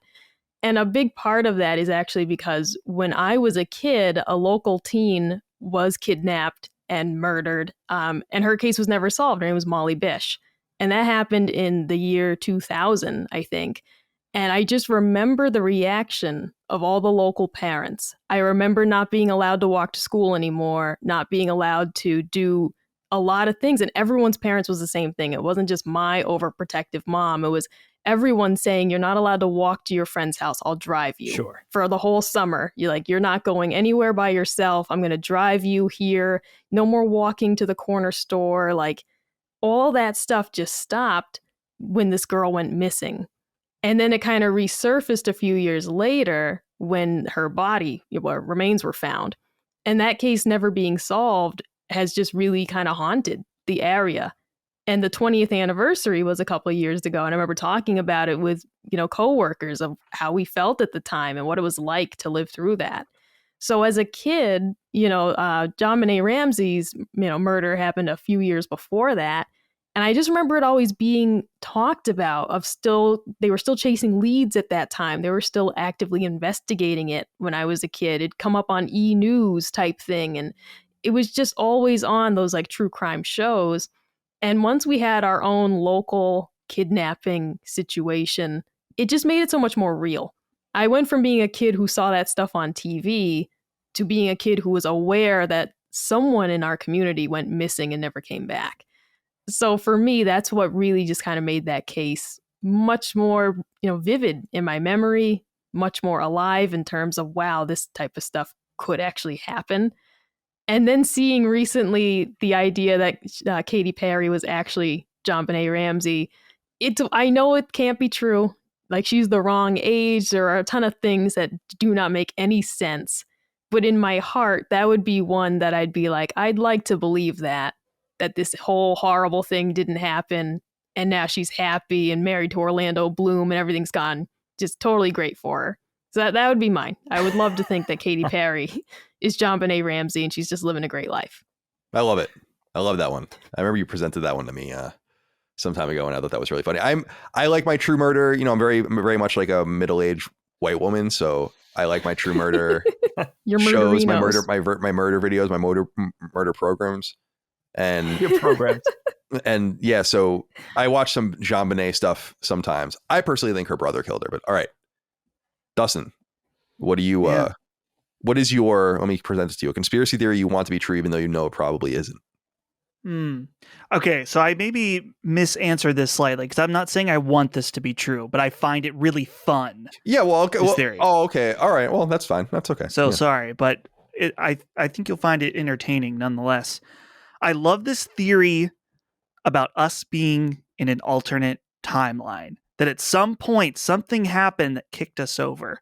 And what's really funny to me is that at maybe not the core, but one of the cores of this theory is about the Berenstain Bears or the Berenstain Bears. Micah, do you know what I'm talking about? Absolutely. I went my whole childhood. It's one of those, what is it? The Mandela effect or whatever? Mandela effect. Yeah.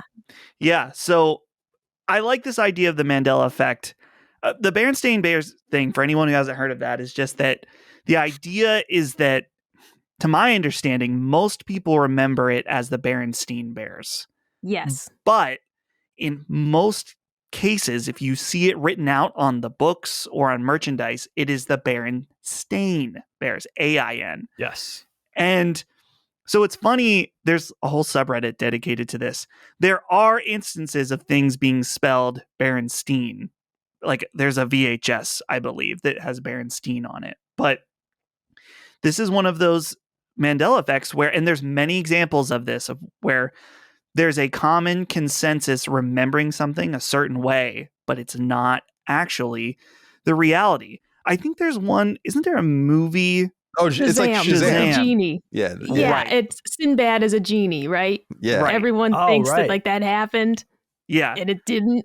It didn't happen. And so this goes a couple layers deep too, where there are people that have theories about maybe we got kicked into another timeline when they turned on the particle accelerator.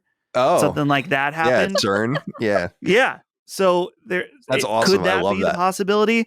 And some people even bridge it closer to where maybe that's the start of where it, at least for people, well, I guess all people, but I think particularly of people Micah and I's age, where they think that, oh, in 2016, when Trump got elected, that was when all the crazy stuff started happening, because we had that, and then we had COVID and all these worldwide crazy life-shaking events. I'm not really on board for that, just because I think that there's some of that is just we became adults around that time and we realized the world's a bit of a wacky place. And also, this is what really keeps me up at night and very off topic from my original theory, but thinking about how lucky we are to live in a time of relative peace in America, and that is, we are not living in the norm. And so eventually, and even from a worldwide perspective, thinking about World War II and World War I before that, and other horrible worldwide tragedies, that it just was a matter of time before something like that happened to us. There's time. Give it a little time. Harambe. And dude, even worse. Harambe, of course. Yeah. Even worse things that will happen. It's no parallel universe. It's just reality catching up with us for being blessed for so long.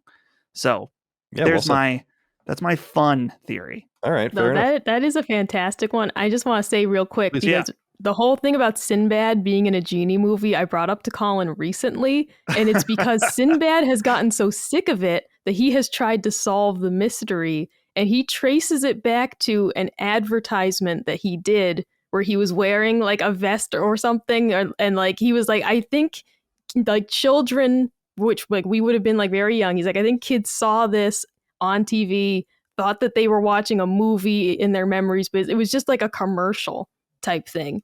But it's like everyone remembers a Sinbad Genie movie. I definitely, and I will not be denied. I do too. I do remember it. Like, I definitely do remember that. So I don't know what that means, but Dave, what about your conspiracy theory that you want to be true, even though you know it probably isn't? I'm sorry for not knowing this, but is Sinbad still with us?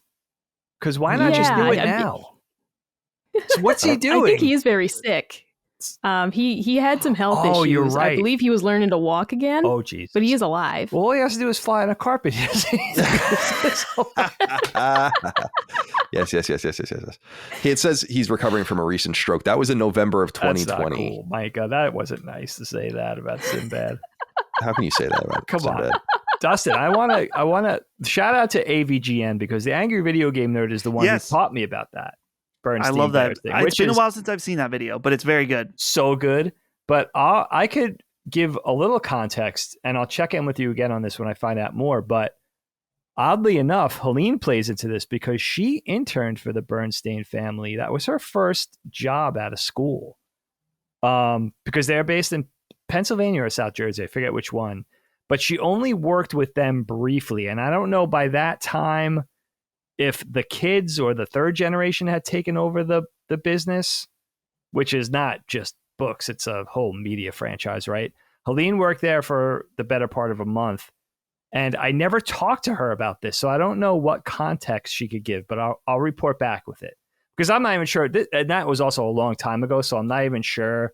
Let's say Helene was there in 99, so the late 90s, so I'm not even sure that would help. Timeline. I mean, I'm from the timeline that I'll tell you right now, it was Berenstein Bears. Like when I was a kid, it was Berenstein Bears. I come from that timeline. Yes. Yeah. But perhaps she could put a little color into this. Now, for the ones that I'm hoping are true, but I kind of know in the back of my mind it aren't. I'm sorry. I apologize to you guys. I love all my children. I have 4 of them. I can't pick one over the other. But they are in varying levels of importance, and then I'll kind of explain. So there was 4 in my research, a couple that I remembered and a couple that I had to be reminded of that I just love. One is that Paul McCartney died in 1966. That whole thing, which I love. So basically there's been a Paul McCartney doppelganger since the mid-60s / AKA Billy Shears, whatever it was. I love that one. I love the flat earth one. I love the moon landing one. Apologies to Kyle. And that wouldn't even exist probably if Stanley Kubrick didn't do 2001: A Space Odyssey, because a large part of it was like, look how good they can make this look in the late 60s. It sort of gets out of sync timeline wise, but a lot of that has to do with that film and that director. And then my favorite one of all time, which I was very pleasantly reminded of, is that birds aren't real. Yes, that's a good love it. I love. They're just some government created surveillance robots, and that's that. I love it. Let me tell you why I love these 4. Please. And this is devil on my shoulder, dark side, evil instigator Dagan at play here. I realize that completely, but I really want something like this to come out to be true because of the potential calamity and chaos it would cause in society, right, for humanity, if such a deep-seated deception and lie was uncovered. I just want to see what that does to people. Not just like, let's say the earth was really flat. It's like, all right, throw out all the globes. That's hilarious. But just something in how people would react to being lied to and fooled on that scale for so long. I just want to see civilization, society's reaction to that. I just want to see how people would be reacted. And you know what the other thing is? These specific ones I chose are in varying degrees relatively harmless, right? Like it's not going to affect anybody. Nobody's going to all of a sudden fly off the face of the earth if the globe turned out to be square, which obviously it's not. But, you know, it's not really going to affect anybody except it's going to hurt their feelings that they were lied to for so long. And I think there's just something so funny about that. And I really think that's why none of these conspiracy theories ultimately are true, because something would have been proven by now. There's hundreds of these things. And that's kind of the inherent tragedy for me, in that we're never going to get that level of comedy. It's like I'm not rooting for Paul McCartney's death. God bless that guy. But how crazy would that be if that was true and somebody perpetrated that lie, or a team of people worked tirelessly to promote that deception for so many years for no reason, really? You know, maybe there was an initial reason to keep the money train of the Beatles going, but after a while, it broke up anyway. But then they're like, all right, well, it's 1970 and we're broken up, but we got to keep this thing going, guys, you know, type of thing. I just want a lie to be of that scale to be found out. I just want to see, you know, is that so weird? It's again, it's a troublesome, meddlesome part of myself that's just like, that would be so delicious to see people getting so upset about it. But also I'm in it. I was lied to too. So, you know, I'm kind of, I was also duped if those things turn out to be true. I would love for birds to be fake, especially. My God, it's the best. All right. Finally, we get to the third and final conspiracy. The conspiracy theory you are all in on. Hook, line, and sinker. For me, this is the CIA assassinating JFK. I think that this is so conclusive that it's actually weird that it's kind of true. Let me back up. We're in an era right now where people are like rooting for the government. This whistleblower just revealed a bunch of things that the government has been lying about all over the world. Again, the last week and a half, huge leak and tranche of documents. And it's like, everyone's like, oh, everyone wants to make sure the guy gets arrested and are rooting for the government. It's like the government lies and is complicit in all sorts of fucked up shit all the time. And Micah and I are, as I said, we're watching the Ken Burns documentary, 10-part documentary on Vietnam. And these motherfuckers lied about everything constantly, all of the time. And even when the Pentagon Papers came out, we're still lying about it. People dying for no reason. It does not belie any sort of belief for me to believe that government factions can assassinate a president. That's not hard for me to believe at all. But what the biggest thing about the JFK assassination is, again, it's just linear, obvious thinking. The shooter is an ex-military guy who went and lived in the Soviet Union for years. Then he comes back. He kills JFK, and then he's killed by a mobster when he's being arraigned. That's not weird. There's nothing about that that's weird to anyone. Like, to me, I think it's so obviously it. And Tucker Carlson, I think, is actually the person who's like talked about this most recently and released like new information about it, which I thought was interesting. But it seems so obvious to me that this isn't a conspiracy theory. Like, JFK was killed by forces that are beyond a lone wolf killing him for no reason. It's just not. It's fucking nonsense, right? So that to me has always been one I've really been fascinated by, specifically because I'm so interested in the Ukraine war. Has really brought this to the fore for me in some way, because everyone's so rah about war again. And I wondered after Iraq how anyone in our generation can be like, yeah, let's go fight another war. And it took about 5 seconds.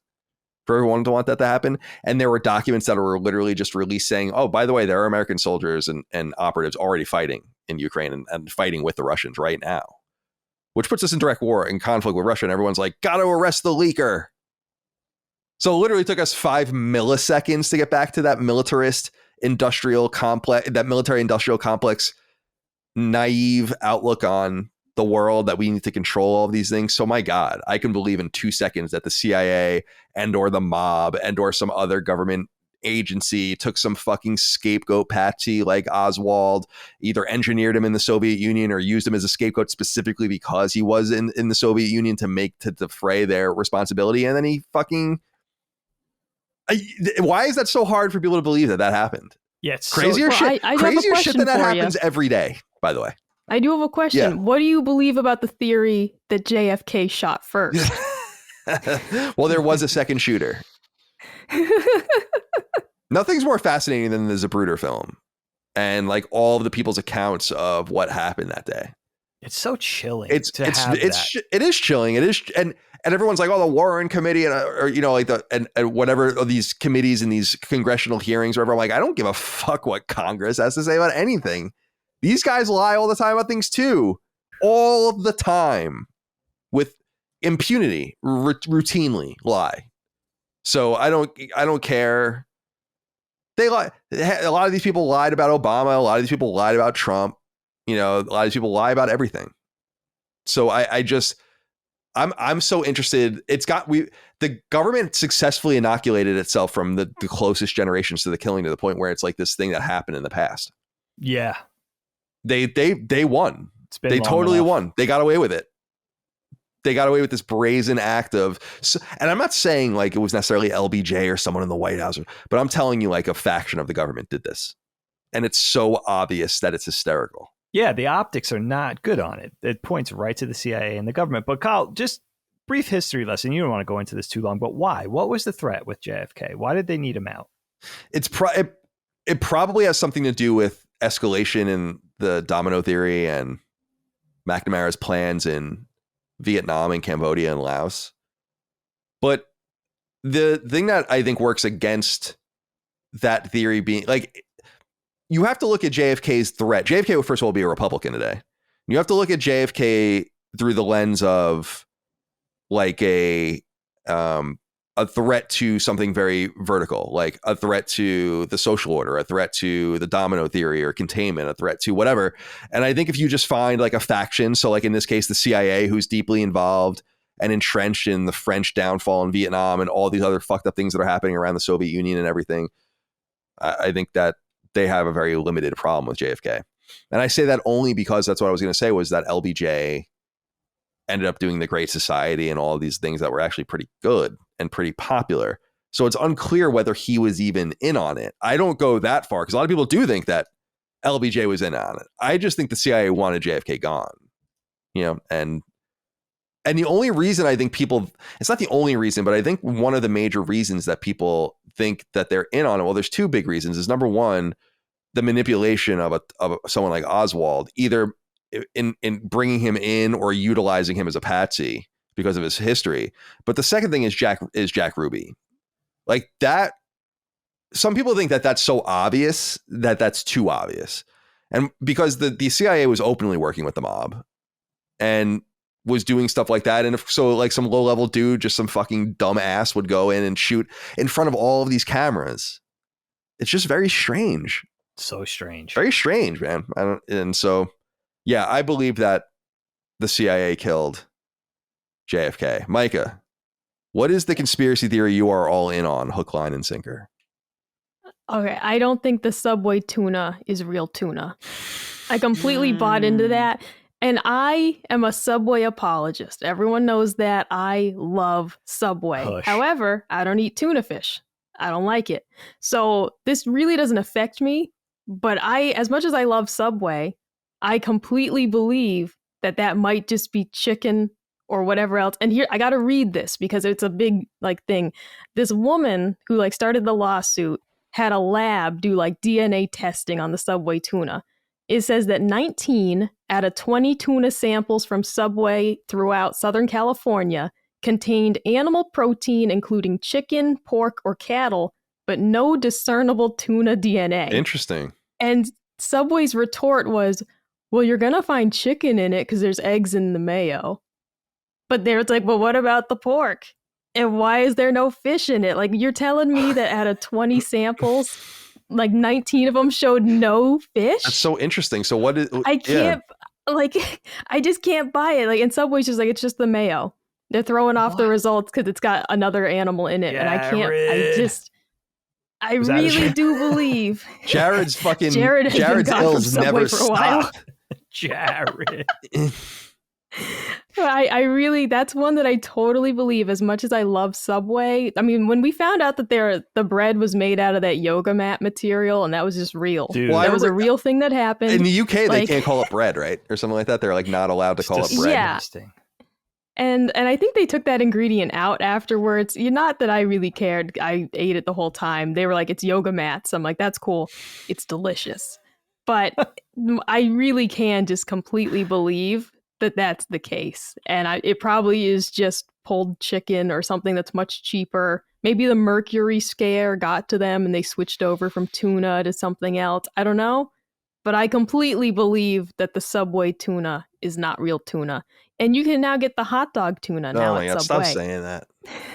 Micah, 20 years ago, when you walked into a deli, it smelled like bread. I could have told you 20 to 25 years ago that Subway smelled like a yoga studio. It did not smell like normal food when you walk. I was literally so averted to the smell of Subway that I couldn't walk by it on the same side of the street. It's so sometimes. Good. Because sometimes the bread you go in smells just so for the bad. Smell. No, they got rid of my favorite bread, which was a travesty, Hearty Italian. Oh yeah, I used to get that one when I used to That's go what to I used Subway. to get if I ever ate that. Yeah, they got rid of it. I'm very upset. Still not but no, the smell of a Subway, you walk in and you smell it and you get your blue Powerade from the fountain. It's incredible. It's an experience from start to finish, but I think the tuna's fake. I think they got me on that. All right, fair enough.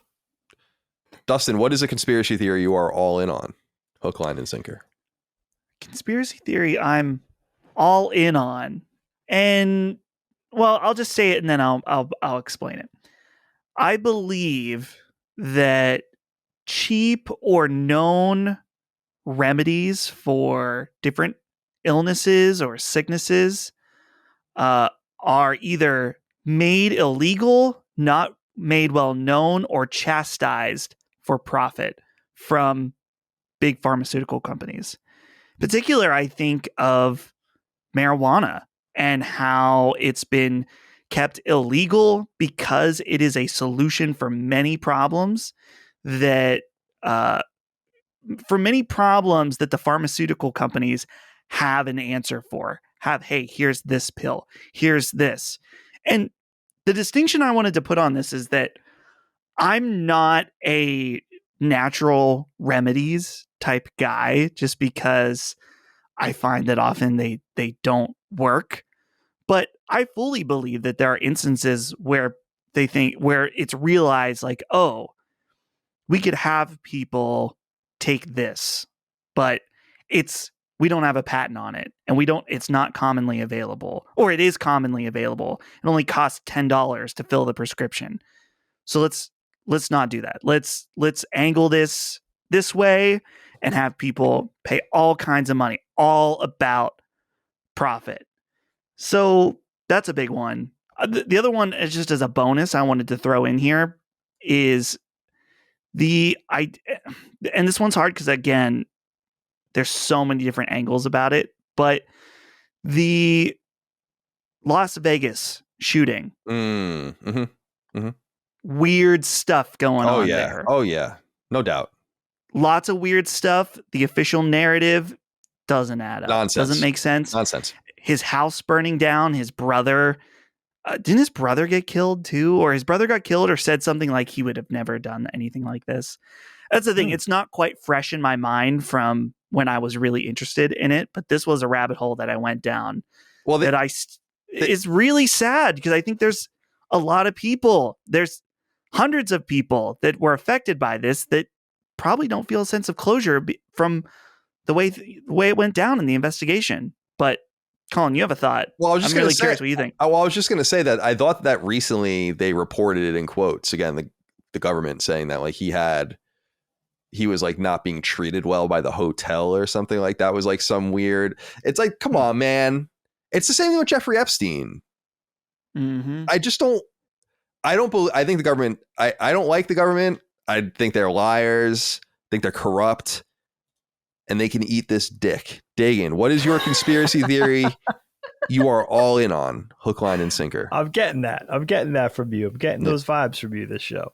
All right. So here's the one for me. And a big part of this is maybe partially lying to myself, but I feel like my childhood and my childlike wonder are inextricably tied to this one. And that's that all the conspiracy theories, every one of them about mythological, legendary creatures, they all exist. Bigfoot, Chupacabra, Nessie, especially the Loch Ness Monster. All these monsters exist because I don't want to live in a world where these things aren't true. I love the wonder of having these elusive creatures that we really can't seem to get a beat on exist, but especially with the Loch Ness Monster, please tell me there's like a sea dragon / sea serpent existing in the world.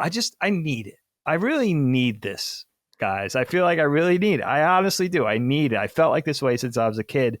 But the Loch Ness Monster is so believable. Have you guys ever looked at like a large body of water? I'm not even talking about the ocean necessarily. Just a large lake, right? We went up and looked at some of the Great Lakes near Toronto. It's like, holy shit, anything could exist in there. Not only is it vast on its surface, but how many miles deep does this thing get in sections? It's so believable to think that any kind of creature can exist and we would never get a glimpse. We would never know. It's kind of the outer space alien argument on a smaller but still very believable scale. It's like, how can you not believe life that we don't know about exists in there? There's no way to really know. We could explore it until we're blue in the face. There's just no way to know everything that's down there at all times, right? So any kind of creature, but I'm really rooting for Nessie. I'm really rooting for the Loch Ness Monster or just ocean monsters in general. It doesn't even matter. Well, and I don't want ones like Godzilla or Rodan that come and, wreak havoc on humanity. I want peaceful ones. But I do want really cool looking ones. Massive. They have to be massive. That's really important. And things that are maybe one-offs. I don't know how that works. But I don't know how it works. I'm not here for the science. I'm just telling you. That's kind of the sci-fi fantasy world I want to exist in. Yeah, I'm trying to find it. Yeah. I was going to say giant squid. So cool. Were long believed to be bullshit. Yes. And then they actually, one came up on shore. They caught one or killed one or something. So I remember this. So that's interesting. That's an interesting component of this want of having monsters. Because like I don't know about Loch Ness. I definitely don't believe in Bigfoot or anything like that. But I do believe. I think like scientists would say that they would argue that there's most of the species in the world have not been described, like whatever they might be, from bacteria to, we probably know most of the bigger things, certainly terrestrially, but I don't think anyone disbelieves that there are things in the ocean that haven't been described. Yeah. And I think that's fascinating. That kind of goes into what I was talking about with the alien craft coming out of the Pacific Ocean. Like there are people that believe that there's like there are mega alien bases in the Pacific Ocean, like underwater, So cool. So things can very easily be hidden. I totally agree. And the crevasses, I think the Marianas Trench is like, what is it, 15 miles deep or something? So. Oh, wow. Is that right? Yeah. So that's something like that. That's like so hard to wrap your head around. I wonder, like, if let's say we did discover, we'll leave the Loch Ness Monster out of this. Let's say we discover a race, however small, of giant Bigfoot-like creatures. They're massive people. Let's say they're 14 feet tall or something, and they've been somehow hiding from us in the Amazon rainforest for all these years. We finally discovered them, and we got a posse of them. people are going to try to weaponize those things. It's going to be very Lord of the Rings, right? That's going to be the first thing. It's like, how do we turn these things into weapons against our enemies? You know, for us, it would be China, Russia, Singapore. Dude, I'm looking at these images of these giant squid, these colossal squid. It's like, oof, man. You be careful there. There's a lot of fanfic surrounding giant creatures. know. You got to be careful where you look. Watch it. Tentacles. We don't. You got to look out. Tentacular. Don't porn. go typing in vor or any of that. It's just like one of my Japanese animes. All right, my friends. That's it. It's time to go. That was fun. That was a fun little episode of Constellation. Went about 3.5 hours. That's pretty good. People will enjoy that, I think. Let's go around the horn and say goodbye to everyone. Micah, goodbye to you. Oh, goodbye. JFK did 9/11. Yeah. He would have if he was alive, probably. Dustin, goodbye to you. Thank you for having me once again. And stay well. Exciting. I think this next Constellation should be interesting if I'm remembering correctly. But we'll leave it a mystery. Absolutely. Yeah. Oh, yeah. But of course. Yeah. We won't say. Be excited. Yeah. Definitely. Please be excited. Dagan, closing comments. I think Nessie assassinated JFK. I am loopy today. From the grassy knoll. Scotland has nothing but grassy knolls. Yeah. Think about it. You got a lot of practice there. That's a lair. Yeah. That's a lair. Very well said. And goodbye to all of you. Appreciate all of you out there. Thank you for your love, kindness, and support of all things Last Stand Media, Constellation, and all the other shows. Couldn't do without you. We'll see you next time. Until then, goodbye. See ya. Constellation is a product of Last Stand Media and Colin's Last Stand LLC and is proudly recorded in the USA. The show was conceived by and is directed and hosted by me, Colin Moriarty. My co-host is my brother, Dagan Moriarty. The show is produced by Last Stand's executive producer, Dustin Furman, and is edited by associate producer, Ben Smith. All Last Stand theme music is by Ramon Narvaez, and all of our graphics and logos are by Dagan Moriarty. As you know, all of Last Stand Media's podcasts, including Constellation, are fan-funded on Patreon at patreon.com/laststandmedia. The following names are at the producer level on Patreon, our highest support tier, and we're infinitely grateful for your thoughtful and kind contributions to our independent endeavor.